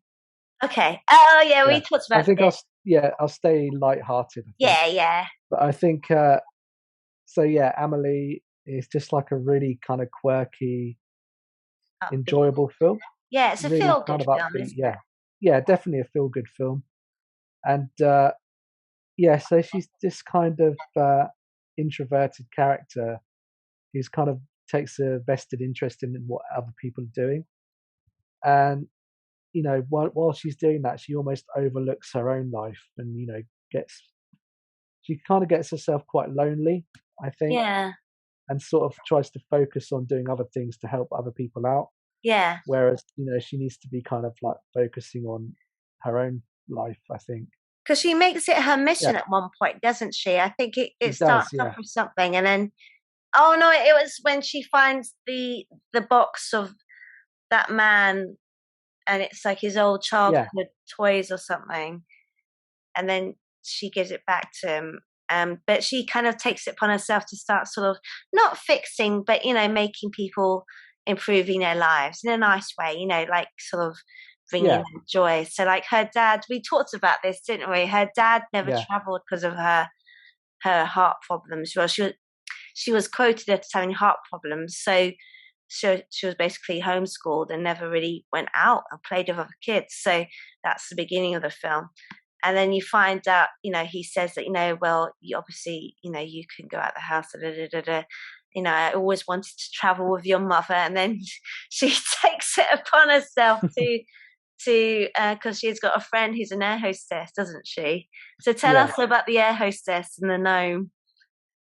So yeah, Amelie gets the air hostess to take the gnome around whilst this air hostess is globe trotting, And takes and then, photos yeah, in, takes photos where it looks like the gnome is kind of doing selfies all yeah, around the world. in tourist Uh, spots. yeah, and then sending them back to the dad. It's almost like he's kind of vicariously traveling through the gnome. And he's really baffled Kind by of, it, isn't yeah, it? Because the gnome returns suddenly into the garden, and then all of a sudden he's like, "Je ne comprends pas." It's just like, and he's like, oh, "I don't understand." Je ne comprends pas. And he's really baffled by it. And then he's got like this on the wall. He's got all these photos of the gnome. outside the famous building in Cambodia and at the Great Wall of China and all these things like that. So it's so funny. But yeah, it's one of those things. Do you know what? We talked about this. I really hope they make a kind of a sort of sequel spin-off of just that story. Yeah, I'd like to see that. The gnome traveling. Yeah. See what kind of joy the gnome brings to other people. But yeah, Amelie's a good choice. That's very much a female lead as well. And that's kind of the film that sort of broke her into like the world cinema, isn't it? Really. So she was always a well-known actress in France, but that's sort of what kind of made her an international sort of actress as well. So yeah, for sure. But yeah, that's such a nice film. It's such a feel-good film, and it's really nice and sweet. So good choice. Is there anything? It's just... Sorry. No, it's just like a really good. It's so easy to watch as well. So any time I see it, just you can slip it on, and it's just really enjoyable to watch and heartwarming. Yeah, I think it's on Netflix right now or on Amazon. It is, yeah. Prime. So I have to watch it. It is just when you watch it, you just kind of feel, it's so sweet, and it's just really lovely. That's a nice Sunday film, other than the sort of sex scenes in between. But maybe not watch it with your family or your parents. But it's very quick. Yeah. So but it is generally a very feel-good film. So that's a very good one. Well done. Is there anything you want to talk about that film? I think we've. No, I think we've covered that one. Yeah, we did cover it in the foreign films, didn't we? Yeah. That was one of us. So if you want to hear more about that film, you can listen to our foreign films special, which was done like last September because I was in Crete on my holiday. I remember that. Okay, so should we go on to one of mine? Yep, if you like, yeah. Okay, I've got a few. So what did you just said? What was the one you just said? Amelie. Amelie, yeah. So do you want the? Okay, I've got a few, but one of them's quite dark and is more of a horror. So do you want to kind of stay on the comedy trail for a little bit? I don't mind. Okay. Well, I was going to suggest Bridget Jones. Yeah. Okay. Yeah. So, do you like Bridget Jones? Did you like the first one when it came out?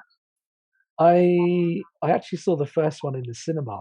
Did you know I did as well? I saw it in Hong Kong, and I was like 20 years old. Yeah, 21 years ago, I think that film came out. God, it makes you feel so old, doesn't it? Yeah. I saw it when I was in Hong Kong as well. It though, yeah. Yeah, no, it is a really funny film. And she got a lot of flack for that film because they were like, well, one, why didn't they just cast a female, an English actress? Because it was a well-known English character. Yeah. I think it was like, was it an article in the paper? It was like a column, wasn't it? Like a weekly column or something. And then it became a book. I can't remember. Yeah, I believe so, yeah. Fielding or something. But she pulled it off really well, and her English accent's really good. Yeah. Well, I mean, to be fair, English actors have been doing that over in America for years. So yeah. It's about time that they came over the other way. But yeah, she was really good, and obviously she had to put on all that weight because it's meant to be a plus size character. So yeah, she put on a ridiculous amount of weight for that. And actually, do you know what's funny is that about that film? So she's very much a likable kind of. She's I don't want to say dim. She's not dim. She's very kind of gullible, I think, isn't she? And she's like, she kind of bobbles along, kind of thing. And she wants to meet a nice, handsome man and get married. She lives in a bit of a fairy tale, doesn't she? Yeah, and then she's kind of like that classic English thing of always being, really awkward and just prone to, errors of judgment or accidents. Yeah. And she meets so she meets Colin Firth at I was going to say Colin Farrell. Colin Firth at her parents' like Christmas party, doesn't she? And Yeah, he's not very nice at the beginning. He's a bit of an arrogant prat.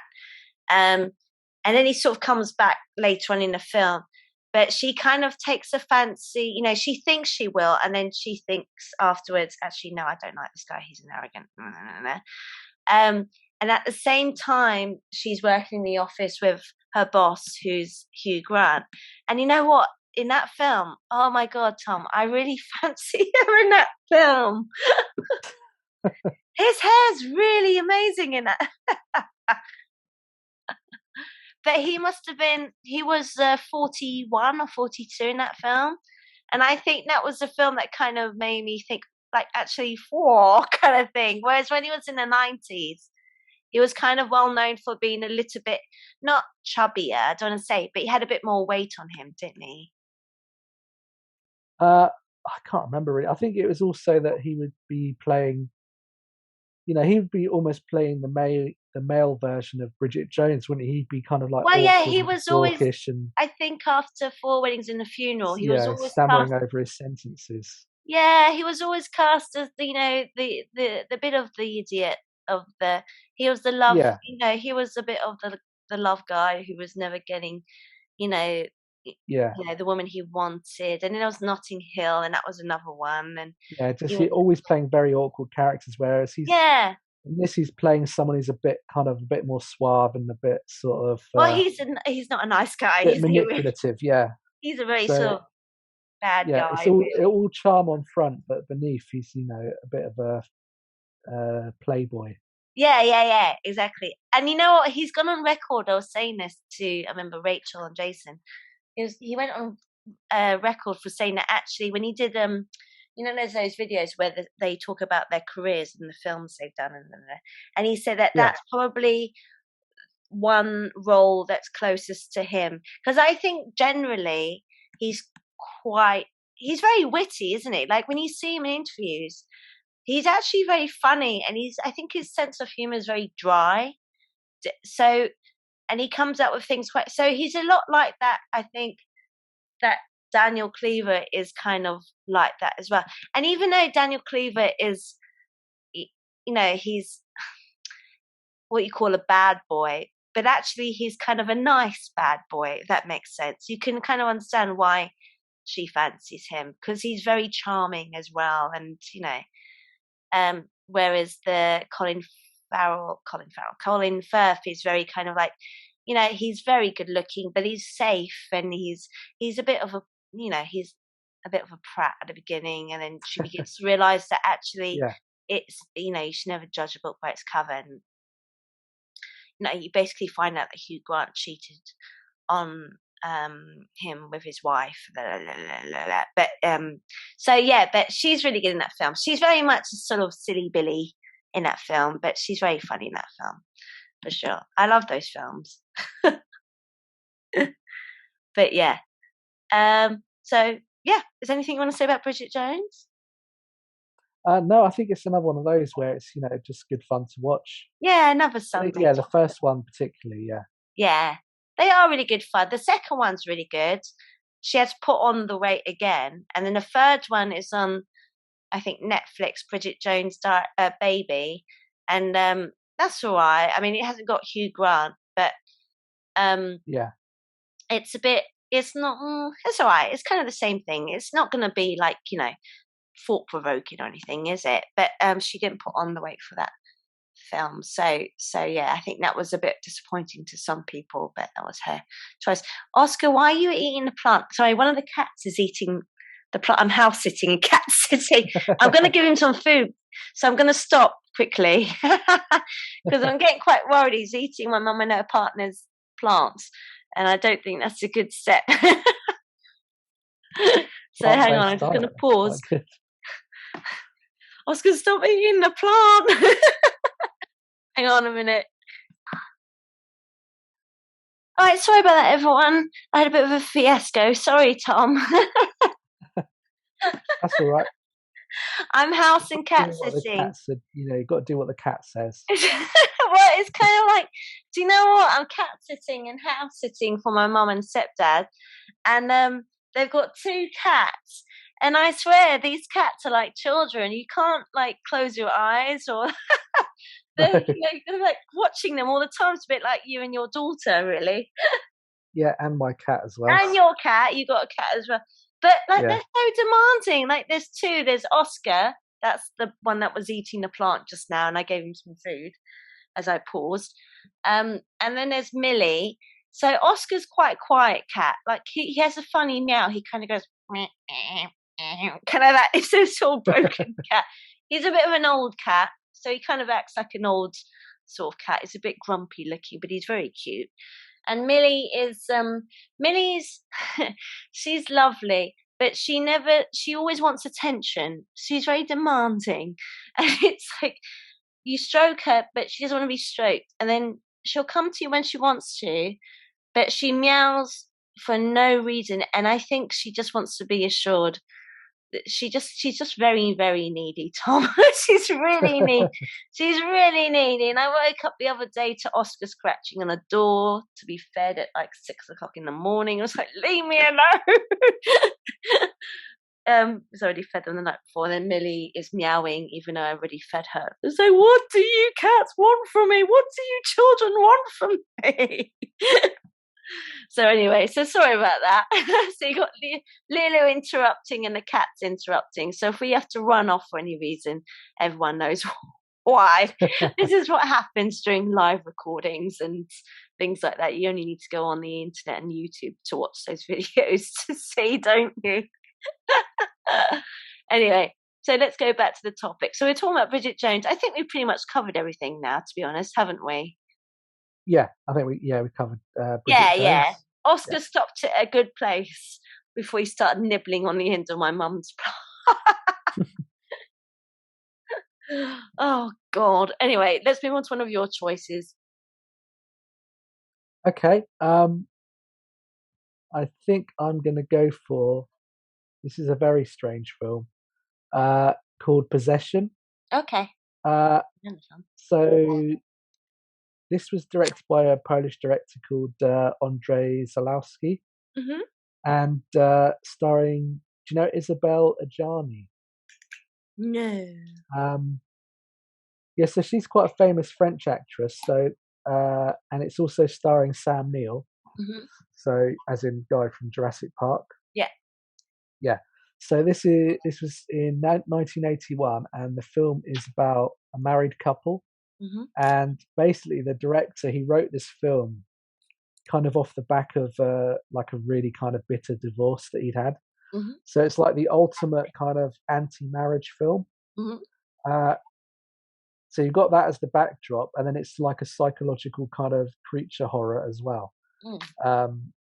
And basically, you've got this couple who are kind of separated, and then there's every now and again there's a fleeting kind of idea that they might get back together. You kind of see from the female protagonist's point of view that she's being kind of manipulated and kind of gaslighted by the husband, who's always kind of making her out to be childish and sort of immature and kind of imbalanced. But then at the same time, she's having these kind of psychological issues, and she's seeing another guy as well, and he seems to have some kind of power over her as well.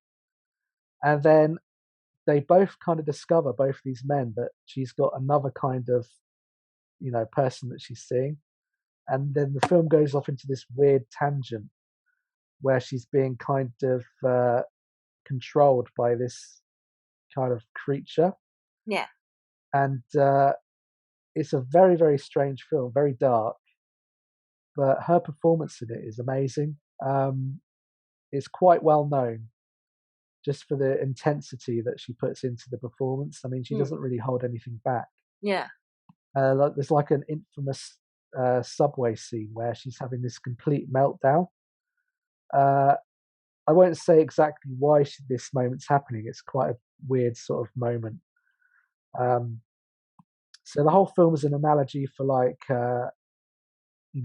marriage or bad marriages. Mm. Then you've got the psychological aspect, and then you've got this creature horror film as well. So it's like a little bit of this weird art house mix.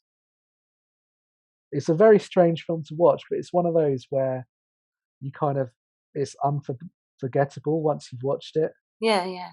Even if you'll be sort of sat there at the end of it thinking, "What the hell have I just watched?"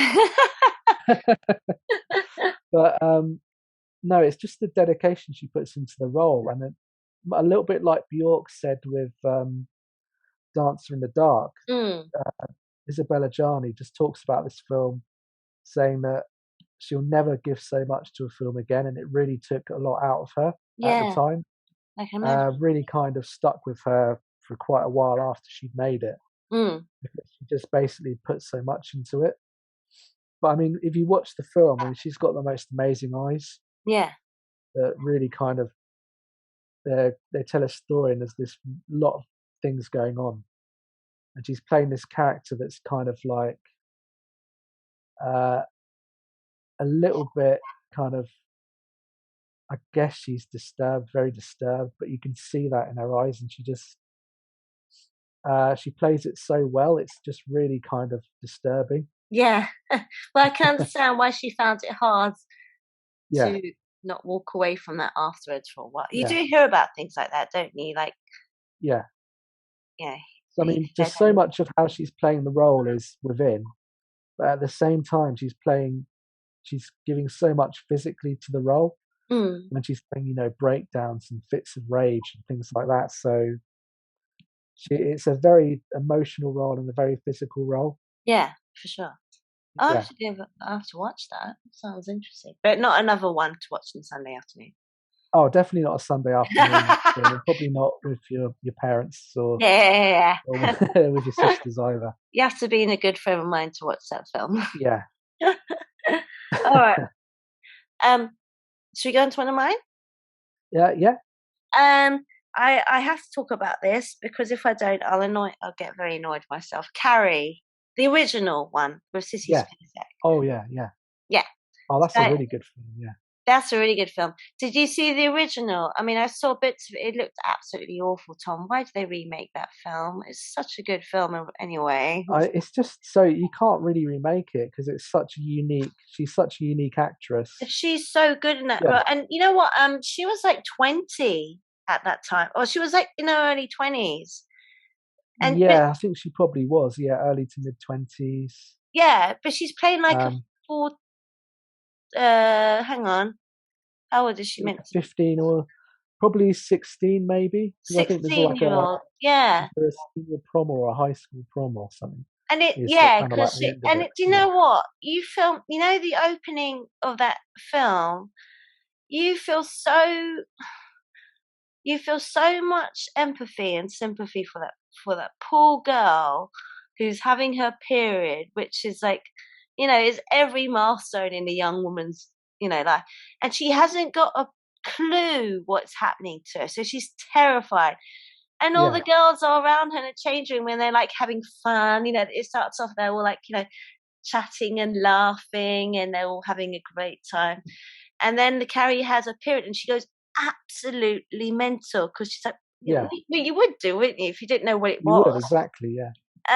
And they just like, they're so horrible, Tom.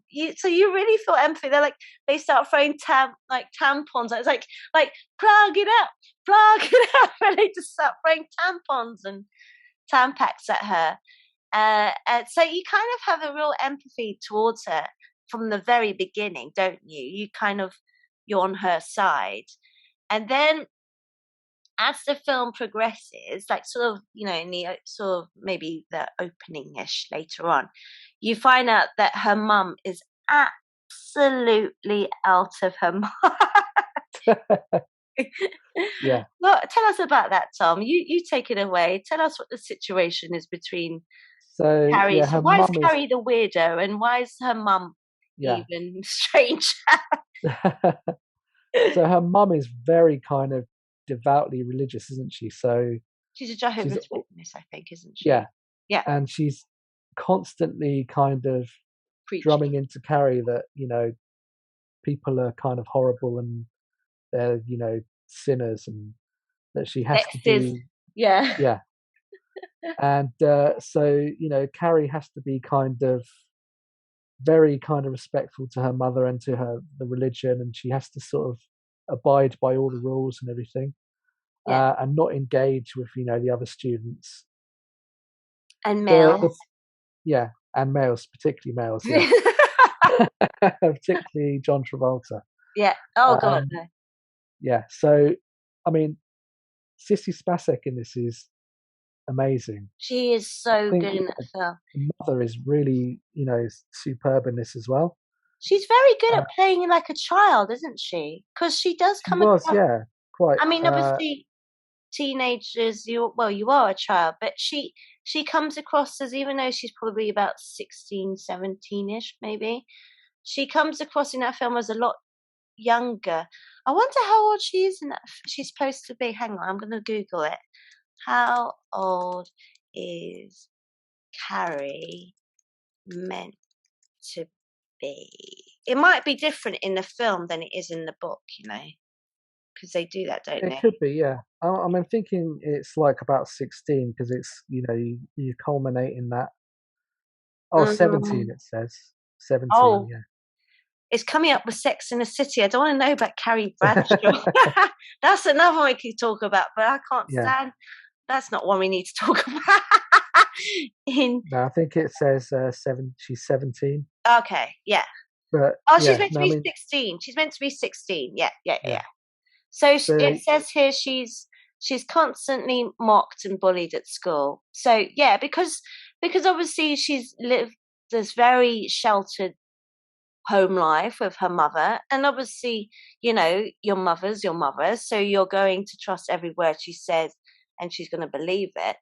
And then she's at school, she comes across as this absolute, well, not in that case, she's just very what do you call it, not introvert, isn't she? She doesn't talk to anyone, she's very yeah, quiet, she's very shy, and she's got messy hair, and she's obviously from a kind of poorer background, so she's not as well off as the other kids, and so she's got, bad clothes, etc.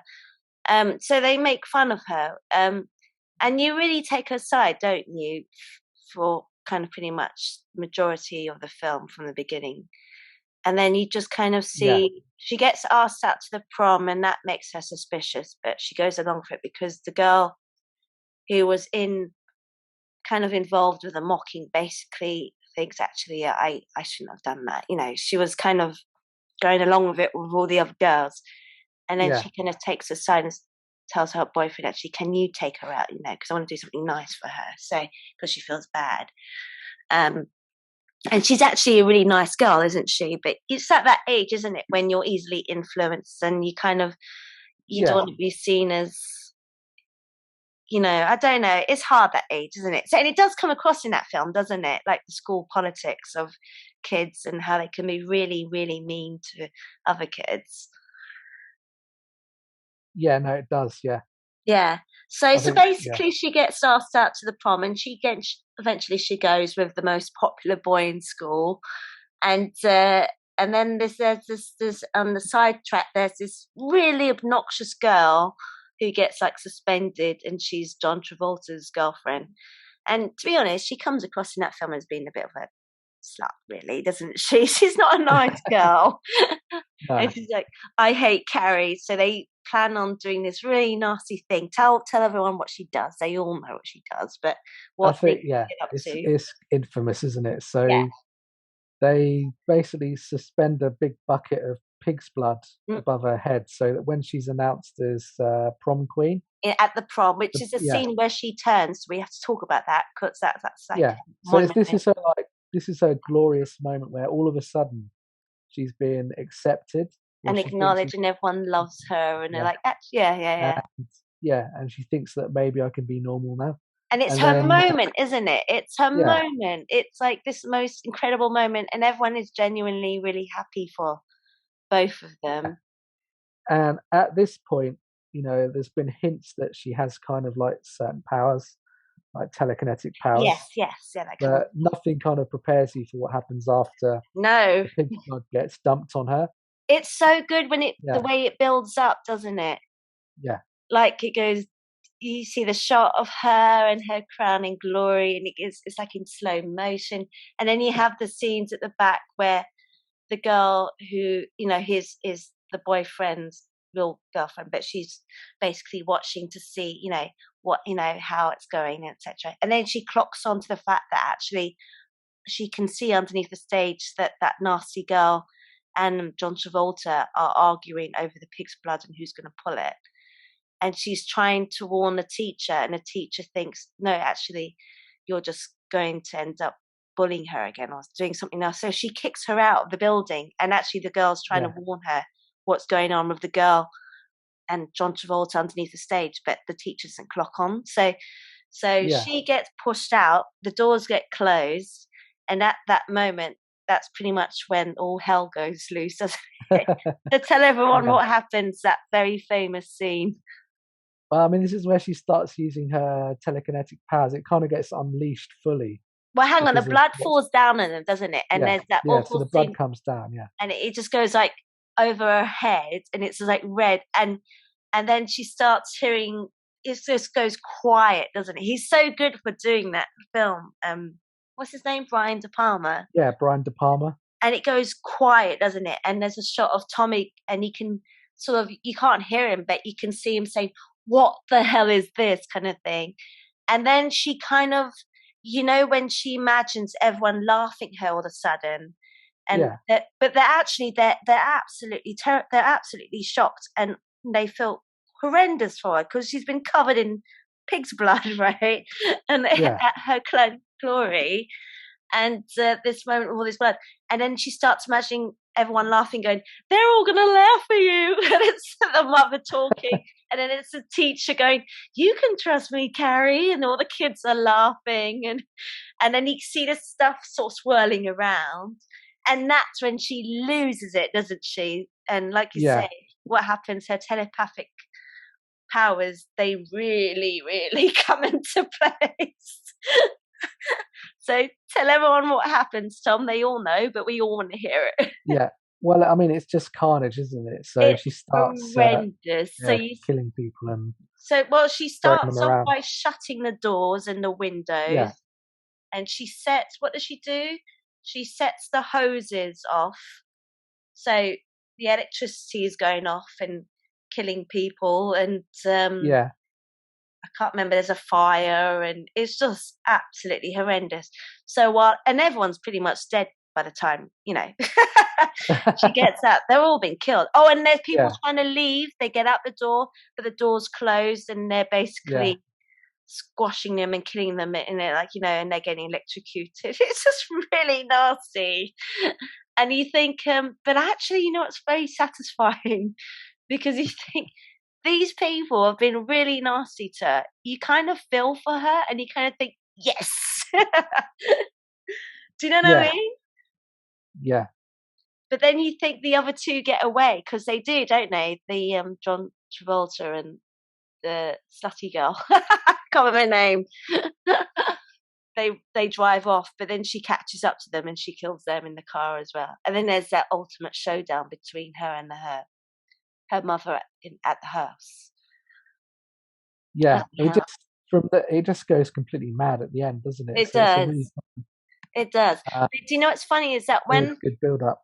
yeah, oh God, really good build up. And then there's that scene where the house, falls down, and she knows that she's killed her mum, but in the moment she kind of goes back to that childlike state where actually she's like, I need my mummy. I can't, do you know what I mean? And she's like, what am I Yeah, going to do? And there's that scene where she's trying to get her mum loose. And also there's that iconic scene where, because they concentrate at one point on the crucifix with Jesus on it, don't they?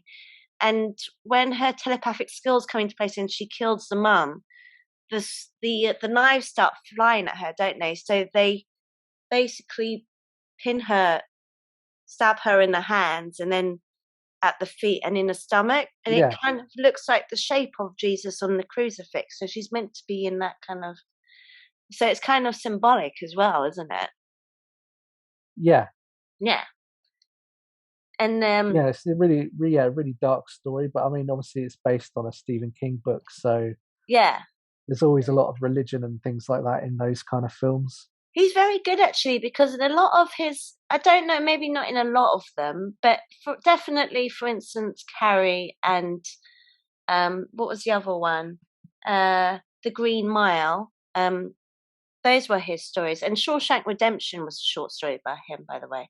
A few of his stories are kind of very kind of moralistic, aren't they? Like that one, you kind of feel Yeah, like that's about bullying, and you can kind of see, you actually kind of take empathy and sympathy from her perspective, because like high school is about that, isn't it? We've all kind of been through that kind of stuff, or you've been on the receiving end, or you've been on the other side of it. So yeah, we all have to go through that, but obviously not to that extreme, obviously. Um, but yeah, that, and so he's very good for doing that, and also for giving the characters, the bad ones, their comeuppance. He's very good at doing that. Hello? yeah. No, no, Yeah, definitely, yeah, yeah, yeah, yeah, yeah. So, and obviously there's that very famous ending, isn't it? Where we think, because the girl goes to see her at the grave, and it basically it's her only friend, and I know she's dreaming, isn't she? She's dreaming that she's walking to a house and putting flowers on Carrie's grave, and then there's that very famous scene where the hand comes out, and she wakes up screaming because she's absolutely traumatized by what's happened. But that scene is the last jump scare, isn't it? yeah. It's that classic thing. I think they did something similar in Friday the 13th, didn't they? Yeah. Right at the end of that one. Is that with Jason? Yeah, when he comes out, he comes out of the water. Yeah, yeah. Yeah, That's kind of, I think, what made that, kind of the cliche of the ending of the horror film, is that there has to always be a kind of a jump scare, doesn't there?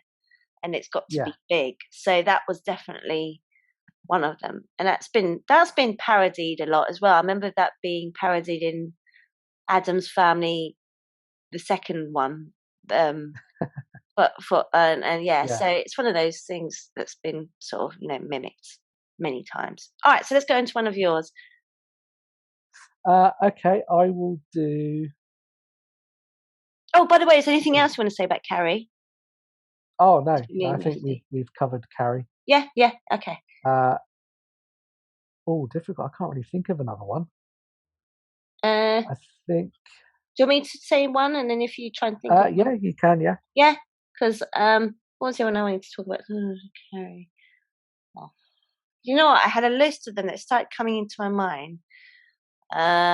So we talked about Bridget Jones. We talked about Carrie. Oh, yes, because you were talking about female fatales. Right, so I'll hate myself if I don't say this, but you're going to have to remind me what the title is.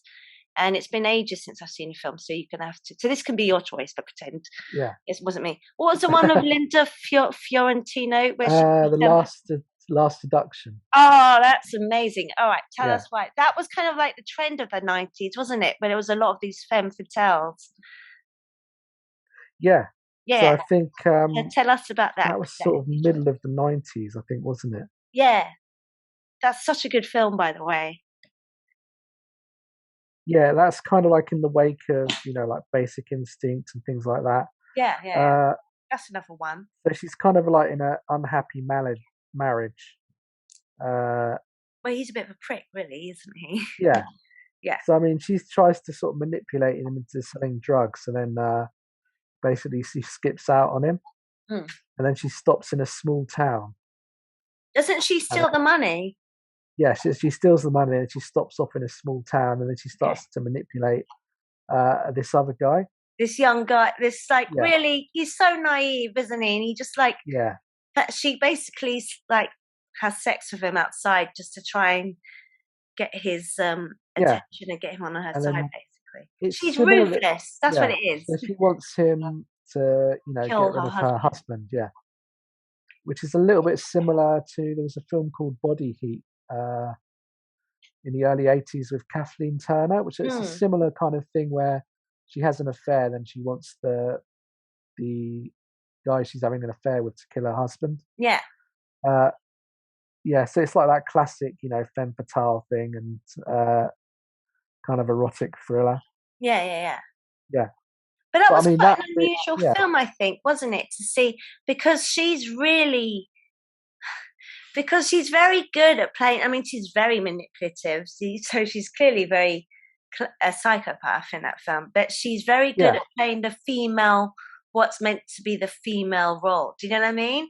Like she's yeah, there's that scene at the beginning where the police are monitoring her, and she goes out and she gives them cookies.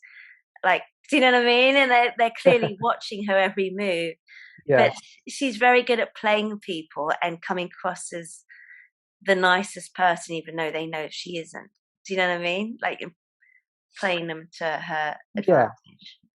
So I think that was a little bit different to say what Sharon Stone did in Basic Instinct, Mm, where she's always kind of got this front on, but she's not trying to play nice. She's always kind of cold. yeah, So I think that's an interesting difference there with Linda Fiorentino, yeah. where there's She's a bit more gorgeous, of a by the way. She's yeah, absolutely stunning in that film. yeah. So I think that really kind of put her on the map. Yeah. Um, but then she never really kind of took off that Well, well she did after a that. few of those kind of films. There was one Yeah, called Jade, wasn't there? That's yeah. like another So very that was similar, yeah. But I think yeah. that was a bit of a flop, that film. So maybe that kind of affected Her career. her roles going forward.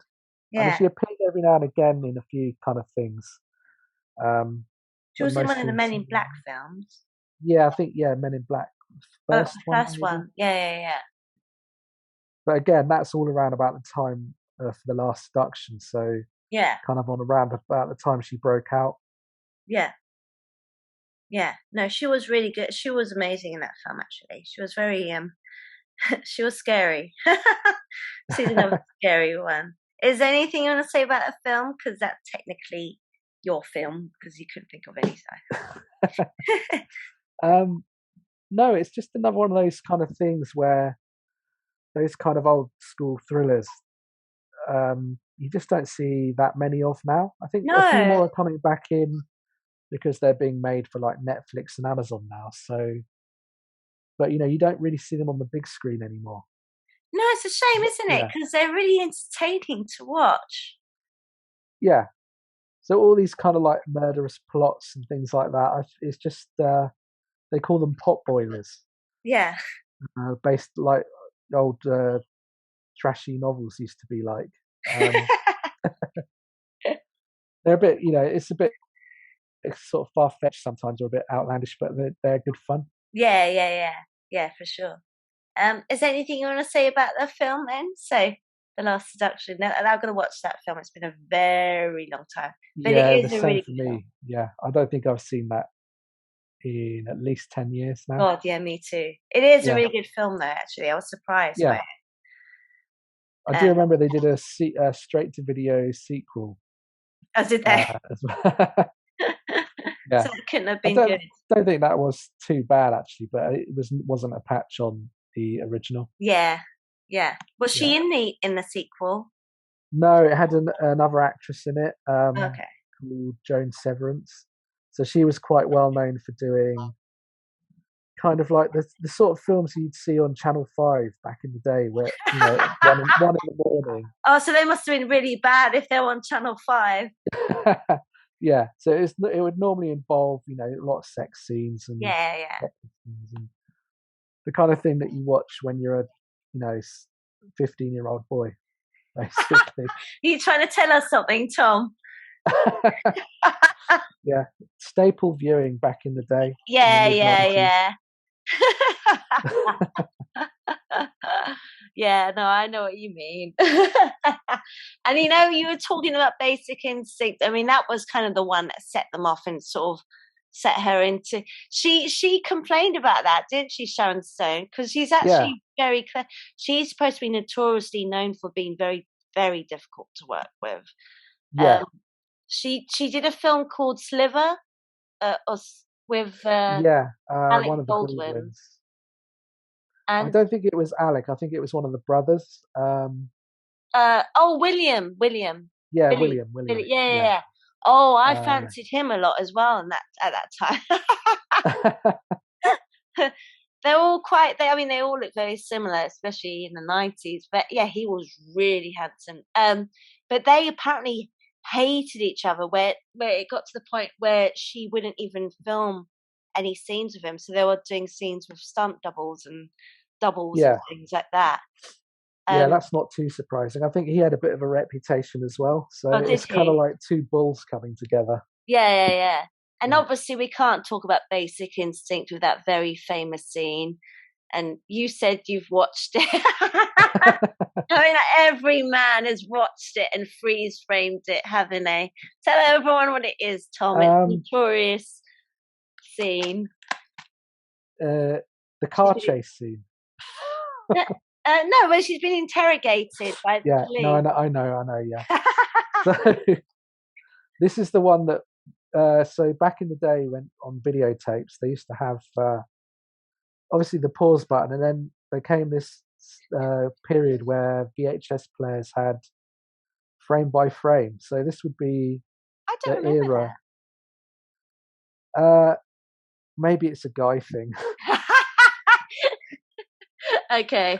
but every guy for a time, just after Basic Instinct came out on video, would have a worn out frame by frame button. Yeah. Yeah, so yeah, that infamous leg crossing scene. But Yes.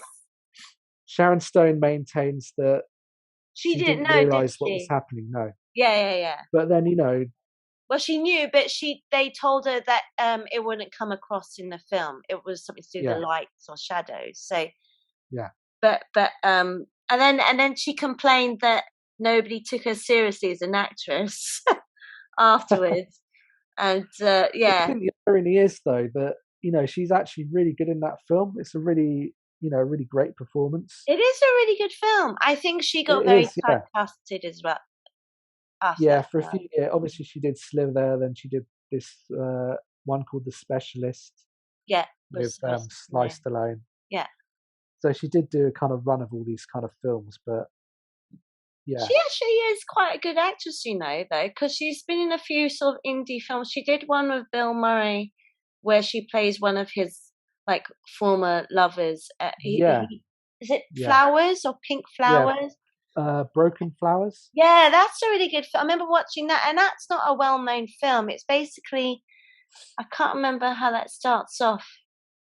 Like he finds a baby girl on his doorstep or something, and I can't remember. But he goes and revisits all of his former girlfriends, and she's one of them. And she was very good in that film, actually, from what I remember. I mean, it was a long time ago I saw that film, but Yeah, yeah. So, but yeah, she's clearly had a reputation and has a reputation. She's a bit like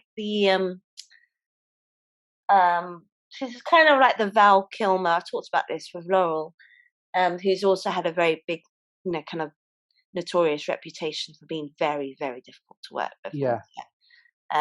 Who's the other one? In Gladiator, he's a really good actor, but he's well Oh known. yeah, Russell Crowe. Russell Yeah, Crowe. he's had his moments. Yeah, Yes, yeah, well known yeah, for his anger bursts and his rages and stuff. But he's a really good actor. He just hasn't done anything recently, so I think that's kind of a bit maybe telling. I don't know. I'm not going to say anything, for sure, but so apparently Sharon Stone is well known for being very difficult to work with, as some of us have heard. But who knows? We don't know for sure, do we? So we won't know. if I work with her, I'll let you know. Yeah, yeah, yeah, yeah, yeah, yeah. Yeah. You know someone who worked with Amber Heard. I do, yeah. We can't talk too Oh, much about no, that, no. but But she's well known for being very difficult to work with, isn't she? We can say that much. yeah. Yes. So I think she's got a bit of a reputation as well. Yes. Yeah. Let's leave it Yeah, there, just in case. we'll leave it there. All right. So that was your choice or my choice? I can't remember.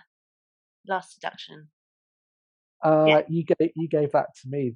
That is my choice. Okay. Did you think of Yeah. one then? or do you want me to give Uh, my one then while you're thinking of the next one? Because that I was know you all. can go. You can do one if you want. Um. Blah, blah, blah, blah. Can I say Chicago Yeah, with I'm sensing a Zellweger theme today. yeah, with Is it? Renee, Yeah, yeah, she's in that, isn't she? Yeah, yeah, and Catherine Zeta-Jones. yeah, Yeah, that's a great film. I love that film, and the music's amazing. And you know what's funny is that actually, because that film came out when I was like, when was it? 2001 or something? No, no, 2002, 2003. yeah, 2002, I think. Yeah, Yeah. And you know what's funny is that like that's one of those films where I could watch it over and over again and never get tired because the music's so amazing. And then you know what's really ironic in like life can be like that is that you know sometimes you find that actually kind of things go full circle. So many years later you'll meet someone who was like a former lover, or you know it just kind of things come back to you in a weird way that, of you know that life works. And yeah. so basically so that was 2002 2003ish, and when I was like 28, 29, I think I was 28, um because I worked on and off in my 20s as front of house, mostly at musicals, right? And this was on and off between other jobs and traveling and working in hotels abroad as an entertainer, a red coat, you know, family hotel entertainer and all that kind of stuff. And at one point, I ended up working at the musical Chicago, and that Oh, was all I okay, ever heard 8 times a week. yeah, But I never got bored of it because I love the music so much, and the dancing's amazing. yeah, Um, but yeah, but I love that film because that's another one where I actually think, you know, if that was real, you wouldn't get these two murderers out on bail, like, you know, out free and become stars, would you? yeah, exactly, yeah. You know, they've I just think killed. it's good fun, isn't it? It is good fun, and Yeah, I like the fact it's kind of like another kind of, you know, don't go around pissing women off. Don't go around, you know, yeah, thinking, you know, you can just sleep with them and get no consequences back because, you know, they will kill you. 'Cause- so, yeah, I mean, obviously that's not true to life, but you know what I mean? yeah. It's a fun sort of escapism film for women, I think. Oh, yeah, definitely, yeah. I Yeah, think yeah, no, it's just really it's a classic kind of big Hollywood production, and again, you don't really see too many of those anymore. no, and you know when I you think guess about until it, recently with West Side Story they brought back, didn't they? So, oh God, don't bring but back that. Ugh. Do you know yeah, what? particularly kind of original things though. I saw the sequel last weekend with my sisters. I'm like, okay, let's give it a go. Yeah, And oh, Tom, I just thought it was absolute dribble drabble. I thought it was nonsense. I hated it. I did not like it. And I tried really hard not to compare it to the original one, right? But I yeah, just thought it was really scatty. The storyline was, they put the songs, and obviously the songs make sense that they're in that order of the original of what things yeah, happen. So that they explain basically the songs kind of explain as the narrative goes on from, you know, A to B to C. And in this film, they just kind of like, well, they make up a different story. He obviously wrote the script again with somebody else. So they kind of make up, but Tony's a bit of a moron in this film. Like he's on parole for beating someone up, and then I don't know. It was a shambles. The songs are all over the place, and then there's plot holes to the story. Oh, it's just absolute crap. So I wasn't impressed with that film, but some people are, but I'm not. So anyway, yeah. So sequels are kind of hit and miss, aren't they? They're well known for doing that. yeah, Anyway, so I interrupted you. We're talking about Chicago. Let's get back to that. We do this sometimes. All right. So we we're saying about Chicago. Oh, that was kind of filmed during the or set during the kind of gangster period. So you wouldn't have really heard, if you think about it, those gangster films that came out many years ago that were well known for the film noir. You wouldn't have come across female murderers, would you? And it's kind of set around that era. yeah. I think that's quite interesting, and obviously it's quite it's a little bit exaggerated, isn't it? Because it's a musical and everything, so it's Mm, kind of very, very stylish and quite yeah. old-fashioned, I guess, the way they've shot it Well, it's to look. Fosse as well, Yeah, so he's a yeah, well-known choreographer yeah. for. So it's very glossy and a very kind of stylish period film. Yeah, yeah. No, no, But but I you know, like it that was kind of that whole look as well, the whole old gangster uh, look, yeah. yeah, 30s gangster look. But you know, it was choreographed by Bob Fosse. He was a well-known um Yeah, yeah, so he's well known for doing those kind of dance styles, you know, and you can tell they're very kind of sort of jazz and exaggerated, and you know, they're kind of sexy and they're suave, and so yeah, that's very much his kind of musical. So yeah, definitely his kind of film. Yeah, but it's always held up, and it's still going on in the West End now. So it's always been a very popular show, and obviously that's why they made the film. But yeah, no, that film's it's another fun film to watch, isn't it? yeah. I think it's just good fun, isn't it? Yeah, yeah. Yeah, My favorite song is the one where they're in prison, the cell block tango. yeah. I can't remember too many of the songs really. It's basically I where all just the do women. remember that people weren't too keen on Richard Gere. Oh, I Uh, thought it was the other way. They weren't keen on Renee Zellweger. well, I think they liked him. It's the singing part, I Yeah, guess. but he was really good in that. I thought, wasn't he? Were they not keen on him? I think Because I'm I not thought too it sure. was I'll have to her look they at it. weren't I'll have to keen. watch again.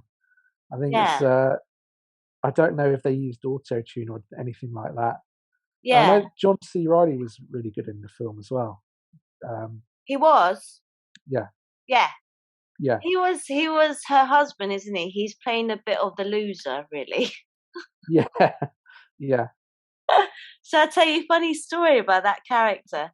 When I worked at the theatre, right, um, because we had to do 2 matinees a week, we always kind of looked forward to the matinee days, because it was basically what they used to do was they didn't really have a break. Well, Friday they would have a late matinee, and then they would just have back to back and do another show right after the yeah, audience leaves. They get the next bunch in, and it was pretty hardcore, to be honest.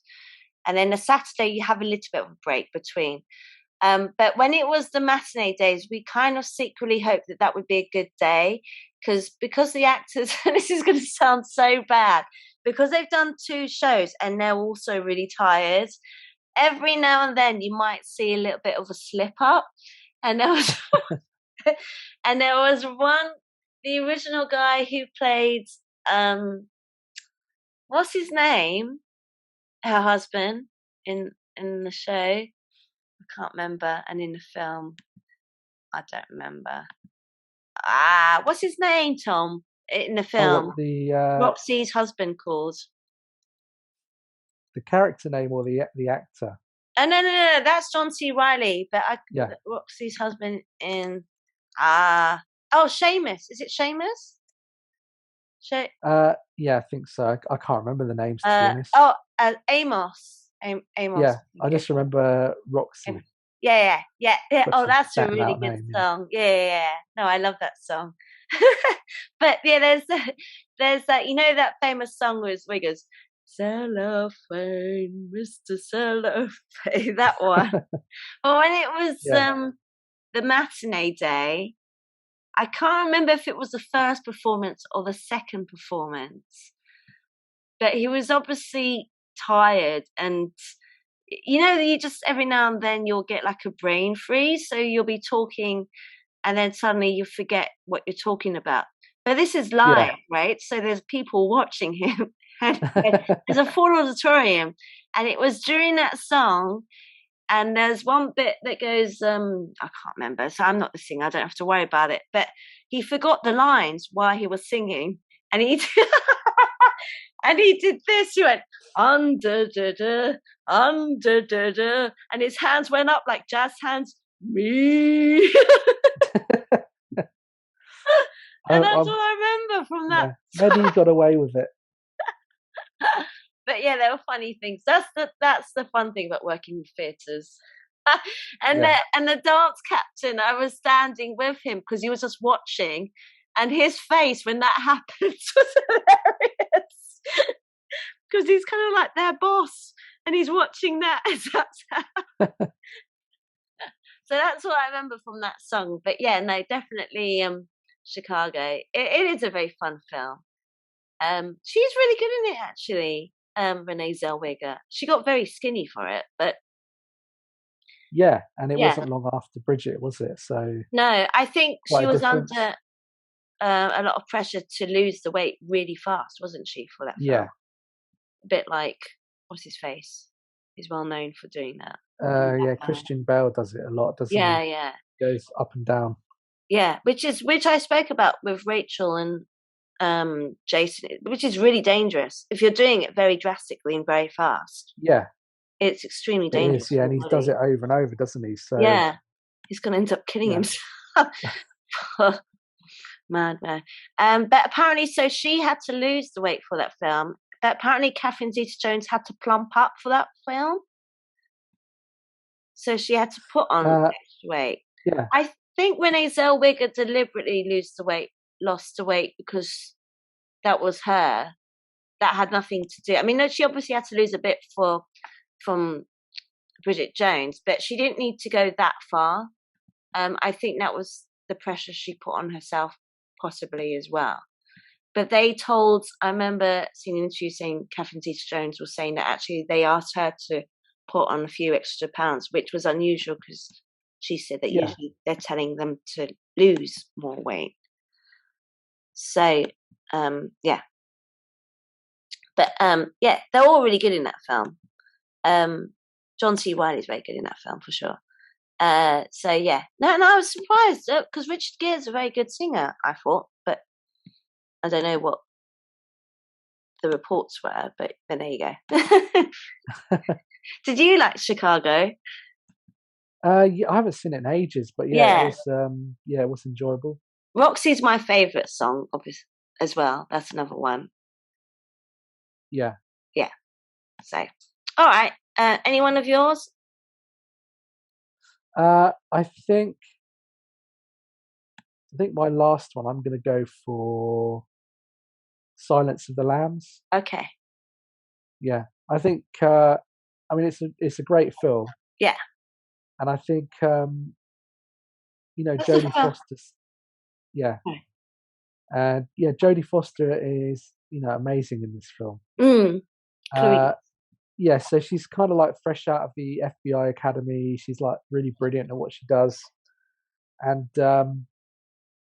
she's basically been brought on board to help profile a serial killer. So she's Mm-hmm. kind of tasked with going into this, you know, uh, sort of asylum, high security prison for like the criminally insane.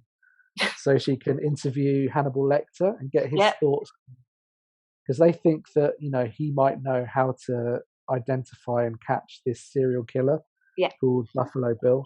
Mm-hmm. Uh, so yeah, no, it's just like again, it's one of those films. I keep saying it. They just don't make anymore. Mm-hmm. Good old sort of crime thrillers and really kind of clever, big budget thrillers like that. Yeah. Uh, so there's a lot of psychological tension between her and Anthony. Hannibal Lecter. So he's sort of really kind of trying to manipulate her, and he's playing on the fact that she's quite young and naive to what the job entails. But at the same time, she's trying her best because she's quite clever as well. Yeah. She's trying her best not to be manipulated too much by him. Mm. And during those kind of interactions, which are only kind of minor parts in the whole film, really, because he's not in it that much. All told, I think he's got like 20 minutes of screen Yeah. time. Yeah. Yeah. But those kind of scenes are so kind of intimate and intense and so well made that they kind of really stand out. And then they're slowly forming this connection. There's almost like a strange trust between them. Yeah. Yeah, Yeah, no, but there you is. know, he And kind of gets his way to get into a slightly less secure prison where he can have a view. And then do you during the think he transport, actually likes her as well? yeah, he kind of likes her because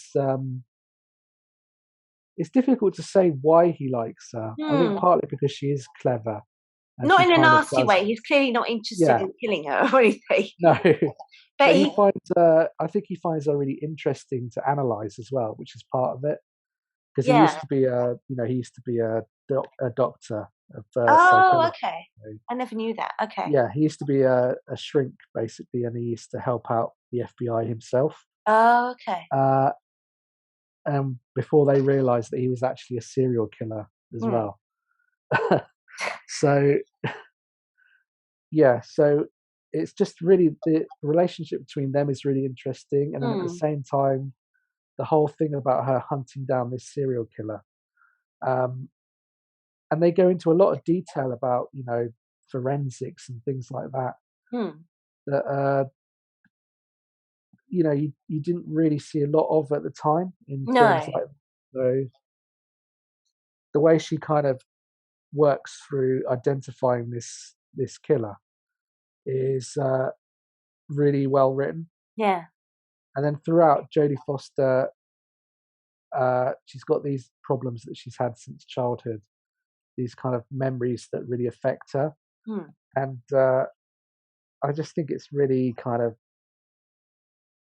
engaging psychologically, really interesting, her character Hmm.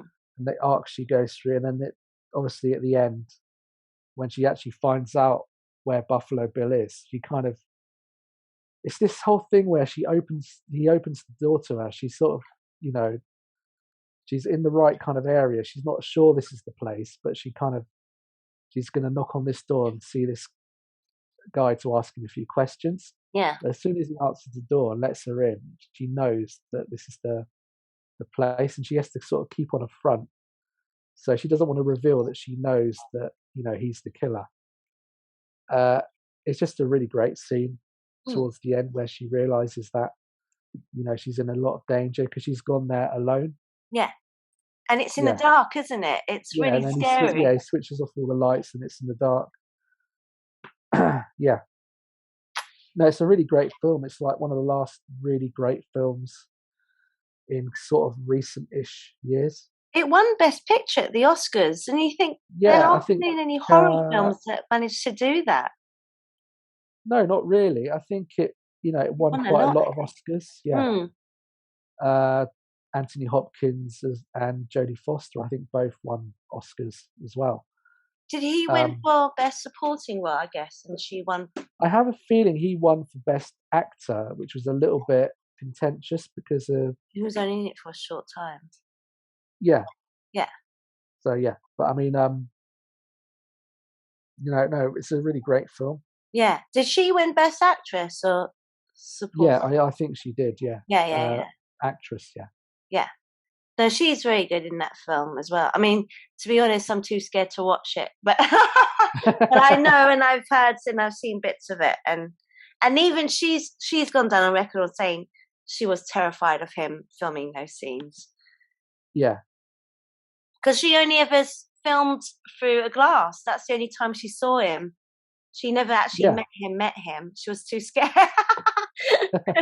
He's actually a lovely man, but do you know what I mean? He is. Yeah, yeah, But I mean, he's well in his 80s now, but I mean, he's an amazing actor. You don't have to, you know, talk about that because everyone knows, they can tell. But yeah, for sure, no, that was one of those films that I think set the bar really high. And you never really saw a female character like that, did you?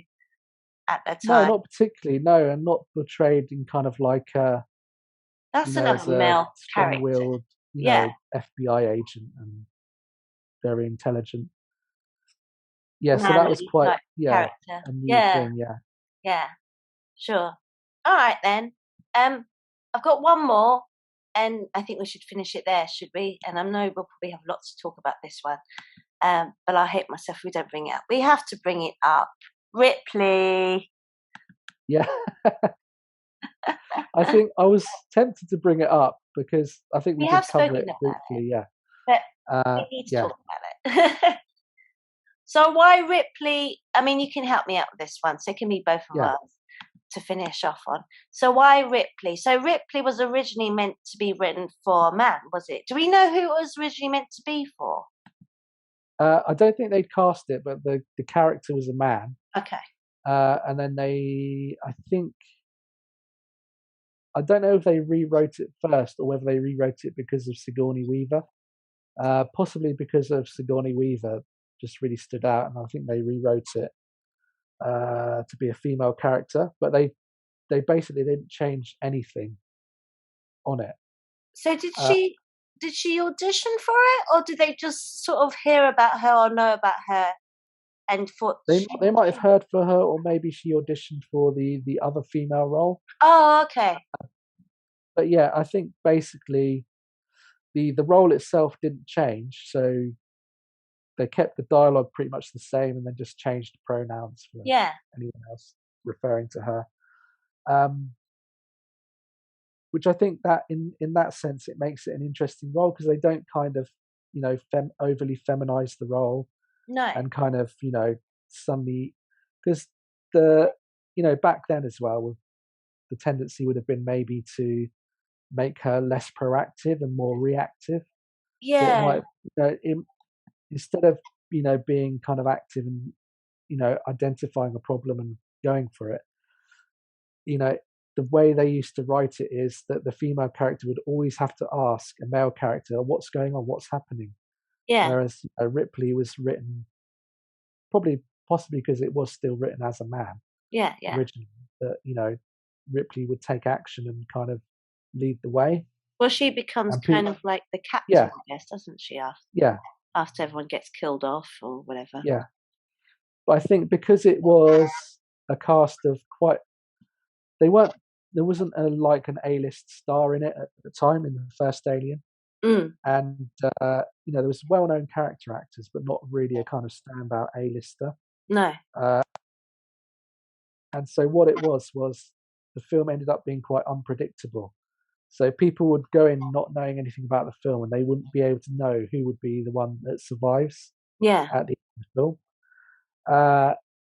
Obviously, in the end, it ends up being Sigourney Weaver and Ripley that survive at the end of the film. But no, it's a really good film, really tense and really kind of claustrophobic. Yeah, yeah. But I think Ripley is such a strong character, and I think what James Cameron did in Aliens was kind of develop that even more, and then bring the feminine elements to it. So, being a mother was very strong in that film. Yeah, where she has to kind of be a surrogate mother to this kid that they find on this space station. Newt? Yeah, Newt. So... it wasn't that Aliens? Yeah, Aliens. Yeah. So obviously that's where James Cameron sort of developed the character even more. Yeah. So because he makes her a mother, that kind of brings the more feminine elements to it. Yeah. In the sequel. Yeah. Because she's very kind of in the first one, she's very. I mean, it kind of comes across that they really put her through hell, don't they? Yeah. In the first one, she's really very much that she's got to be the man. She can't have any emotion. She's got to be like, bang on kind of thing. So she literally goes through hell, doesn't she? And then the second one, and it's on that Netflix thing we talked about. You have to watch it, the movies and aliens, because they concentrate on aliens. And James Cameron had a very strong mother who was very supportive and very much like behind him on what he wants to do. Whereas the father was, but not as much. He wanted him to take the safer route and do something else. And so his mum was a very strong female role model in his life. So he decided to bring on the alien queen. Was it the queen? the alien new one. Queen, So that's a woman, and then you got this other woman. So the other woman's now looking after this little girl. So she's kind of like the mother figure. and they explain this in the film. You got basically these two mothers fighting to get, to eternity, Yeah. and you think about it, they would fight like for their child, wouldn't they? So Yeah. it's head to head with these incredibly strong women, and it's literally that's going to cause a lot of drama. So he's very clever at doing that, even though he's well known for being very difficult to work with. and that shoot, they talk about it being very difficult to work. And we talked about this, how he hated the tea breaks, and he hated the poor old lady who came on with the tea tray and bashed it up and everything, apparently. But yeah. So no, she was very well known for that. And that was the first one, came out in 1979, or was made then. Yeah. And at that era, you would have definitely not ever seen a female, well, just in general, a protagonist, especially like that, at that time, would you? Not so much in that kind of film, really. So no, or that genre. Yeah. She wasn't taking the male part. Yeah.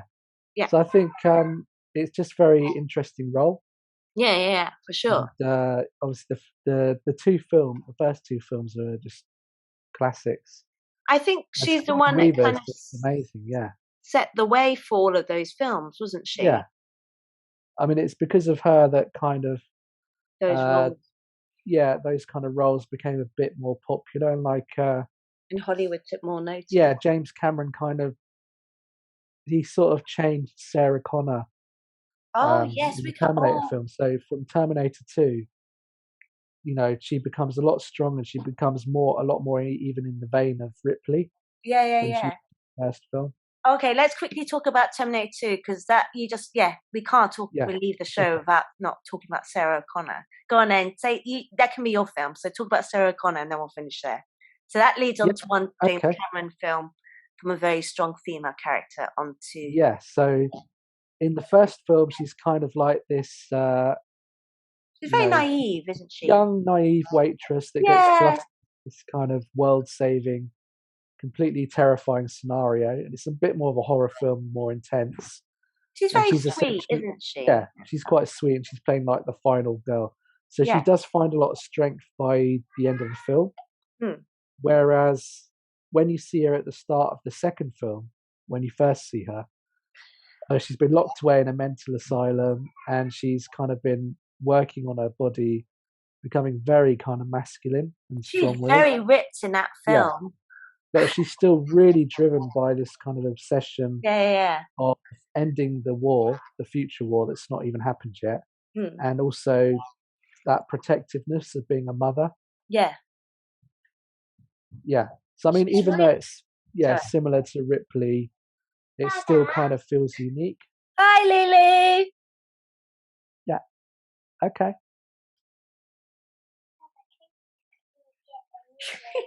Okay, in a minute. Yeah. I'll be down in a minute. Yeah. Okay. Okay. Yeah. What's she talking about? She wants me to have a look at something on Netflix. Okay, let's finish up. Not Terminator 2, I might add. So. Okay. Yeah. They don't want Terminator 2. She'll be too scared. Yeah. No, but I mean, Terminator 2 is a really great action film, and then she's kind of like the driving force. I think that's what's interesting about the first two films is, she's a female protagonist, and she's really kind of like, she's the hero of the film. She kind of drives everything. Well, she's very naive in the first one, isn't she? And she's really kind of sweet, and she has no idea what's going on. She doesn't know what's going on. She just knows that all these Sarah Connors are being hunted down for no reason. She has no idea what's going on, and she thinks that Reese is the one that's about to kill her, but actually he doesn't know who she is, or no, he does know who she is. Yeah, but he's trying to figure out. Waiting to identify Arnie. Yeah, because he doesn't know who they've sent. The machines have sent to kill her.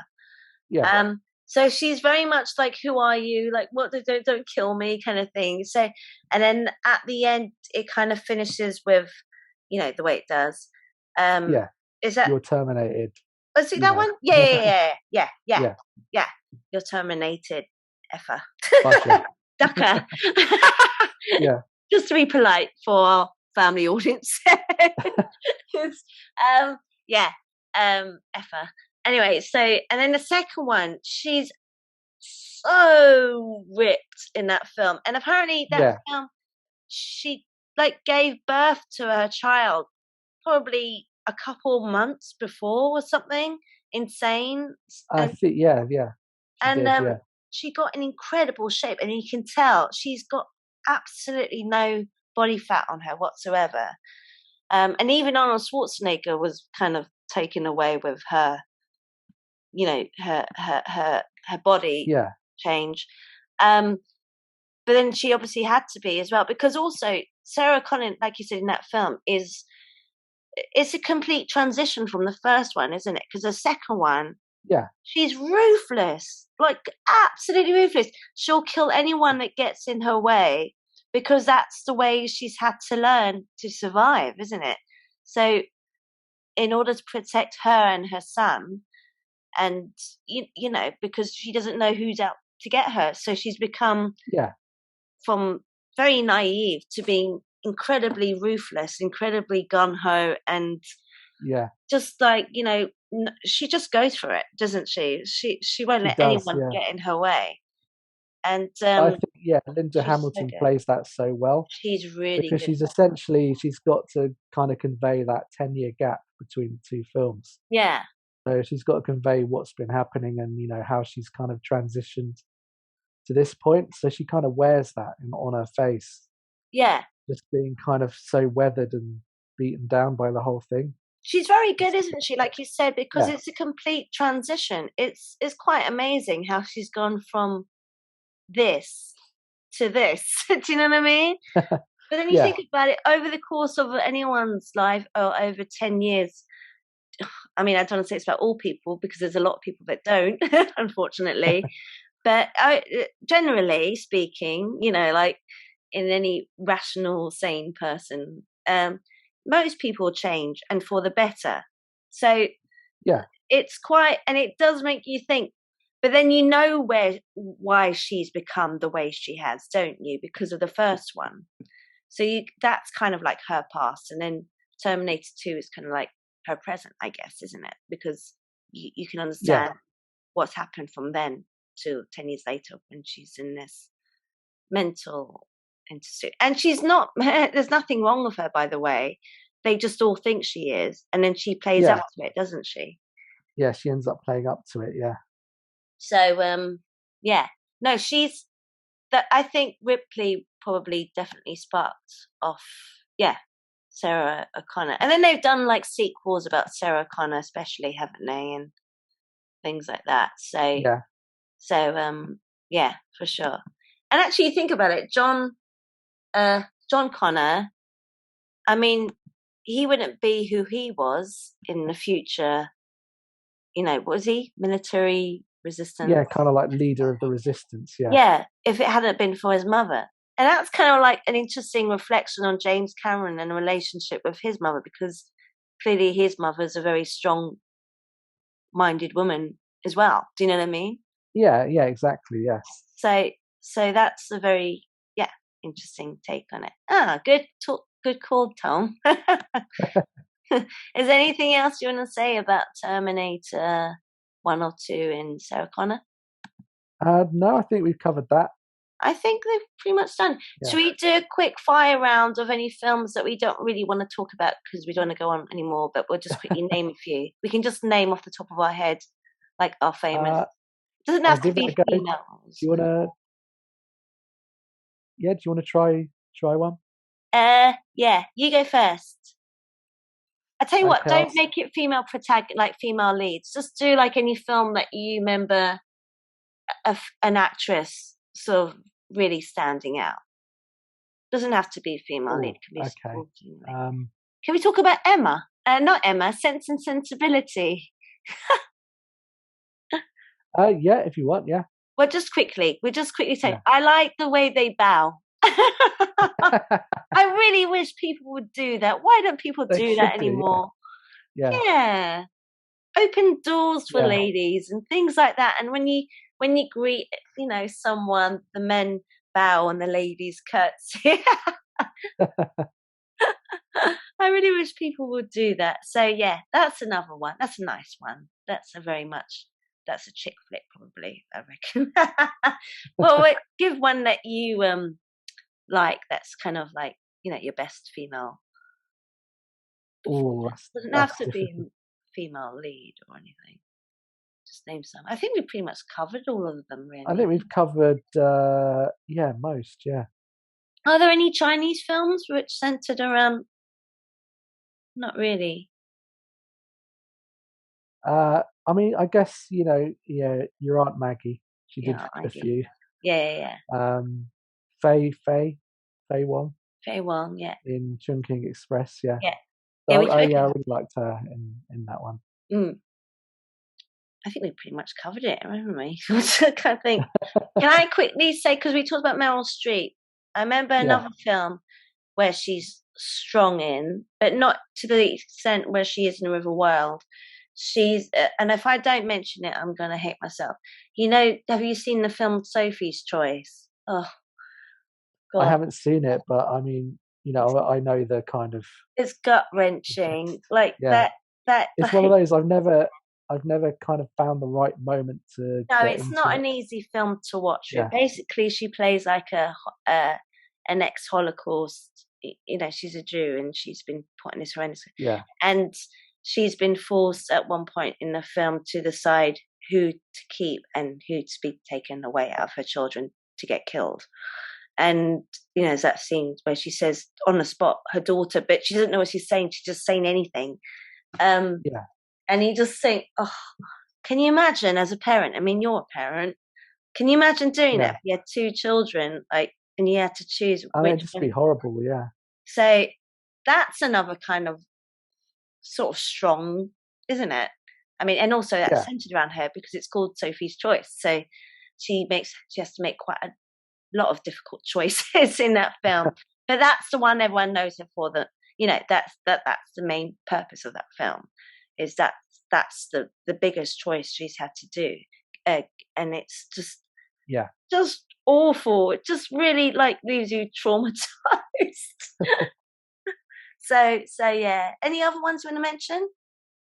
We don't have to talk about it. Uh, Just no, I think I've mentioned most that I yeah. can think of off the top of my head. Yeah, And I mean, I can think of one, but we've spoken about it like a couple of times, so we don't need to talk about it. But if I don't name her, I'll get annoyed.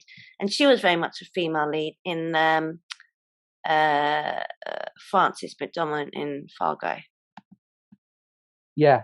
Oh, Yeah, she's brilliant. Yeah, so she's brilliant in everything. she's really good. But we've Yeah, spoken about her in yeah. the I've Cohen done special. yeah, Yeah, Fargo a couple of times. Yeah, yeah, yeah. But she very much carries the film from beginning to end, doesn't she? yeah, Yeah. Whereas all the other people are kind of like little bits, like the sort of side stories, like her. There's her and her husband, and then there's Steve Buscemi, and the wacko guy, and yeah, there's all these other bits going on. But she's the one that kind of carries it through the whole film, doesn't she? yeah. I mean, she just does. Yeah, she does a great job Doing it. as always. Yeah, and she's been in, like we said, we've spoken about this. She's been in quite a lot of their films. Um, as the female main Yeah, lead. Yeah. What was the recent one she did as a traveling? she's Nomadland. Yeah, yeah, Yeah, yeah. And that's very much the kind of film that centers around her as you know the main person to carry the entire duration of the film as well.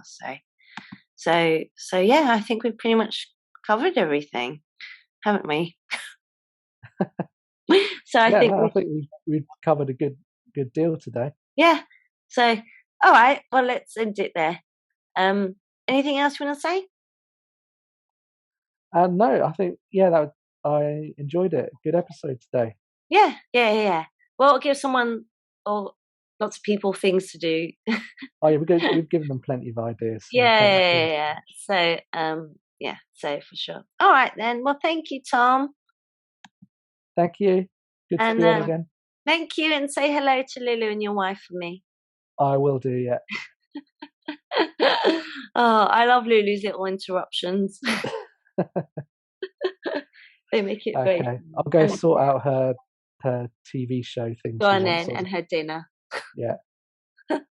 All right, take care. Thank you, lovely. Okay. See you later. Bye bye. Bye.